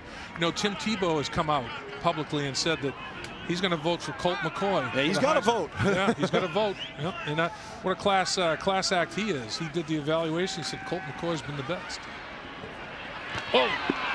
Pierce, the intended receiver, banged in the secondary by Quentin Carter, junior out of Las Vegas. You know, this is what you call a contested catch, because both are going after the football aggressively, and that's serious contact there. Pierce got knocked around like a ping pong ball. You know, I mean, that contact was less bothersome for Carter. Carter trying to juggle it off of his helmet and come up with the INT. 4th and 10 at the 41 now with 3:16 remaining. 58-35 Oklahoma. Sooners number 4 in that BCS poll. And Freeman going deep. Oh, and knocked away. Nicely done there in the secondary that time by Jackson. Intended for Murphy. We'll take a brief timeout here on Big 12 College Football Saturday, presented by KFC. 58-35 Sooners over the Kansas State Wildcats.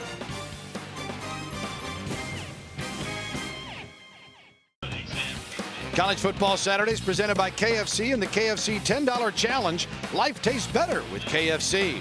And brought to you in part by American Airlines. We know why you fly. We're American Airlines. And by New Touch of Gray from Just for Men. New Touch of Gray lets you keep some gray hair for the generation that swore it would never get old. Not personal sponsors of this booth. Look at Noxie. He'll never get old. No. Look at that. Man, I can see why he lost his wallet. They're tossing him around like a... He's never got anything in it anyway. He hadn't bought dinner in I don't know how many years, so I don't know why he's worried about losing it. Sam Bradford's going to be able to buy a lot of dinners shortly. Yes. Here's Joey Halsey, relief, 6'3", 201, the senior from Huntington Beach, California. 16-22 for 140 yards, a TD and a pick. And a penalty on the play. I'm not sure if Oklahoma didn't have a legal formation. I think they may have only had 6 on the line of scrimmage potentially. Illegal formation. Yeah. Offense, only 6 men on the line of scrimmage. 5-yard penalty from the previous spot. First down. Let's send it down to Mr. Sideline Jim Knox. Okay, you guys wanted to see it, Big Dave Lapham? Yeah, okay, Zach, give me a Knox. tip. Give me a tip. Jumping high. Okay, he cleared 11. Here we go. Ready? Come on, Noxie.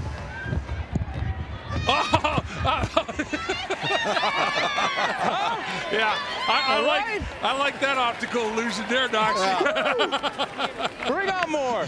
I tell you what, you have proven your athleticism to me, Noxie.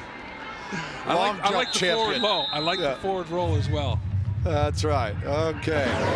He's a competitor. You gotta like it, though, huh? A little final timeout here as Noxie takes us to the break. Look at him, skying. Oh, Nadia Comaneci. Sooners in control with it 58-35. Halsley back on to quarterback here. The final 2:38. Oklahoma with a 1st and 15 from the 36 following the break. Keeping it on the ground with Moses Madu. Next week, College Football Saturday, presented by KFC. It's Big 12 action, Kansas State at Kansas. Dave, you'll be over there for the Sunflower Showdown that begins on College Football Saturday at 12:30 Eastern, and that's presented by KFC. Later, Pac-10 football presented by Acura, Washington, USC, and also Arizona State at Oregon State. All next week. Kansas State game could be another shootout, Bill. I mean, both these teams, Kansas's offense, Kansas State's offense, we've seen today, capable of putting up big numbers. 2nd and 13. Madu trying to get outside. Sheds a couple of tacklers before they stretch it to the sideline. Oklahoma's running game today. Brown, 19 for 134. Murray, 17 for 104. Murray scored 2 on the ground, 2 on the receiving end. Brown had a TD.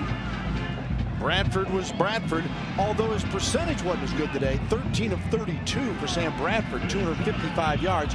No picks, and he had 3 touchdown passes. Yeah, he's now got 29 touchdown passes on the season. That's a startling number. Another Big 12 scores coming in. Nebraska taking care of Baylor today up in Lincoln. Baylor's getting better, though, aren't they? No doubt. And competitive. Here's Brown. Griffin's tough. Carney makes the tackle. Oklahoma's got Nebraska next week. And then at A&M before they finish with Texas Tech and at Oklahoma State. So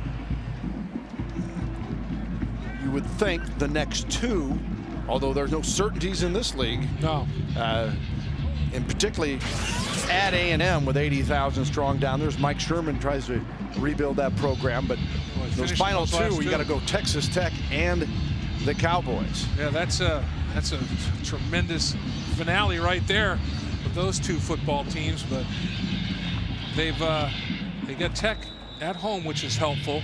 But going to Oklahoma for that Bedlam series game, and right now, Oklahoma State, that's going to be a challenge. Oklahoma's cheering for Oklahoma State. They need somebody to beat Texas.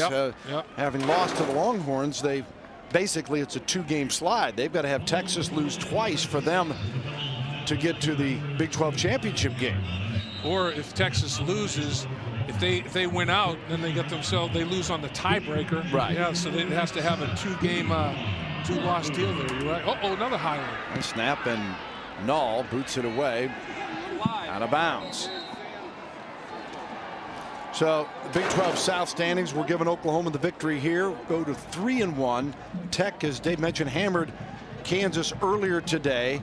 And now Texas and Oklahoma State playing, with Texas up 7-0 early in that game. And what a fight to the finish in the Big 12 South. It's remarkable. It speaks volumes to the excellence of this conference that 7 games into the season, we had 4 of the top 8 in the BCS were from the Big 12. 7 games into the season. Now, as we see right here, Texas, Oklahoma State, one of them is going to knock each other off. Everybody can't finish undefeated, but to go that far into it, even in conference play, speaks to how talented this conference is. 1st and 10 at the 38 for Freeman and company here in a last-ditch effort. Pierce makes the reception and is brought down near the 40-yard line of Oklahoma by Lendy Holmes. Holmes, the Big 12 Defensive Player of the Week for his 8-tackle, 2-interception game against Kansas last week. Senior out of Dallas, South Oak Cliff. Came in with 3 interceptions in the year. Brent Venables was on the field communicating with Lendy Holmes after that play. I mean, Brent Venables he was all over it. He was out there, and he's not happy. He's calling him over again. He was out on the field 2 or 3 yards trying to explain what happened. There he is out there again, conversing with Lendy Holmes and company, trying to sort it out and to continue to teach, because this football game is over. This football game, you have a 23-point lead with 6 seconds to go. But we saw who they finished with. You got to continue to get better, because, if you're finishing out with Texas Tech and Oklahoma State, you can't rest on any laurels now. I mean, he's not going to be happy. His offense gave up over 500 yards and 35 points. Yeah. His defense, he's not happy. Brent Venables isn't happy. Bob Stoops isn't happy about those numbers. They want to continue to get better week in and week out, and this week they didn't get better. They all pretty much recognize, stubbornly some from the defensive side, that the offenses are just ahead of the defenses in this league right now. Yep. But you've got to limit people a little bit better than they did today. No problem here as the ball is picked off out of the end zone, though, so it'll go as an incompletion. And that ends the ball game. So Oklahoma takes advantage of the turnovers. They did what they needed to get this one back after it was tied at 28. And Bob Stoops, get a congratulations from Ron Prince with it 58-35, our final score. Oklahoma going to 7-1, and Sam Bradford today 13 of 32 for 255 and 3 TDs. And when plays had to be made, his receivers made catches and then made people miss. Yards after catch right there. DeMarco Murray. Here's another reception and making people miss. The common denominator in a lot of these receptions, so look at how open Oklahoma receivers were at all quadrants of the football field. Running backs out of the backfield, wide receivers down the football field, tight ends on the perimeter, running people over, all very open. When they're open like that, Bradford, with his accuracy, is going to find you, and he did. And Sam Bradford helps lead the Sooners to another victory now, 7-1, 3-1 in the Big 12, and Jim Knox is standing by with the Sooner head coach Bob Stoops. All right, thank you, Bill. Coach, congratulations. Offense, you guys really controlled the football. You were half and half, running and passing just about. DeMarco Murray also got on track. Sam Bradford, another outstanding performance. Yeah, it's always good when you can be balanced that way. And we've taken care of the ball really so well all year. We had the one fumble that gave them a possession back, but the balance was good. Still, I thought our execution in the second half could have been better. Talk about your defense. They did give up some points, but yet they had 5 big turnovers. Well, the 5 turnovers were huge. They make a huge difference in any game, and we came up with some big plays that way. But we gave up some big plays, although too we're putting them in bad field position with some poor special teams play as well. That we've got to help the defense better that way. Is this a special place for you to come back and coach? It's a place where you got your job starting coaching. It is. Coach Snyder coming here with him to start with. We were talking before the game. We remember the first weeks and our first first win here and how special it was. And Coach Schneider ought to be proud of what he's built here. And it is fun to come back and play. The crowd is great. So fortunately, we had a good win and on to another one. All right, real quick, next week you go against Nebraska, kind of like a storybook matchup all the time. It seems like when you guys get together. It's another rivalry, and you know, the way the divisions are, we only have it every few years now, but it's still exciting, and we still have great respect for them. All right, congratulations again. Thank you, Coach. Bill? Thank you, Jim. You know, sometimes as you look at Sam Bradford, and congratulations, Bob Stoops, you can't get too picky. In this league, in this caliber, with what's going on, yeah, you got things to work on, but you just got to win and move on anymore. Well, Bill, there's, you know, the left-hand column is W. It's not UW, ugly win. And on the right-hand column, it's not PL, pretty loss. I mean, you either win or you lose. And in this conference, every win you get, you got to enjoy, relish, and like Coach Stoops said, it's a 24-hour rule. By tomorrow, move on to the next game.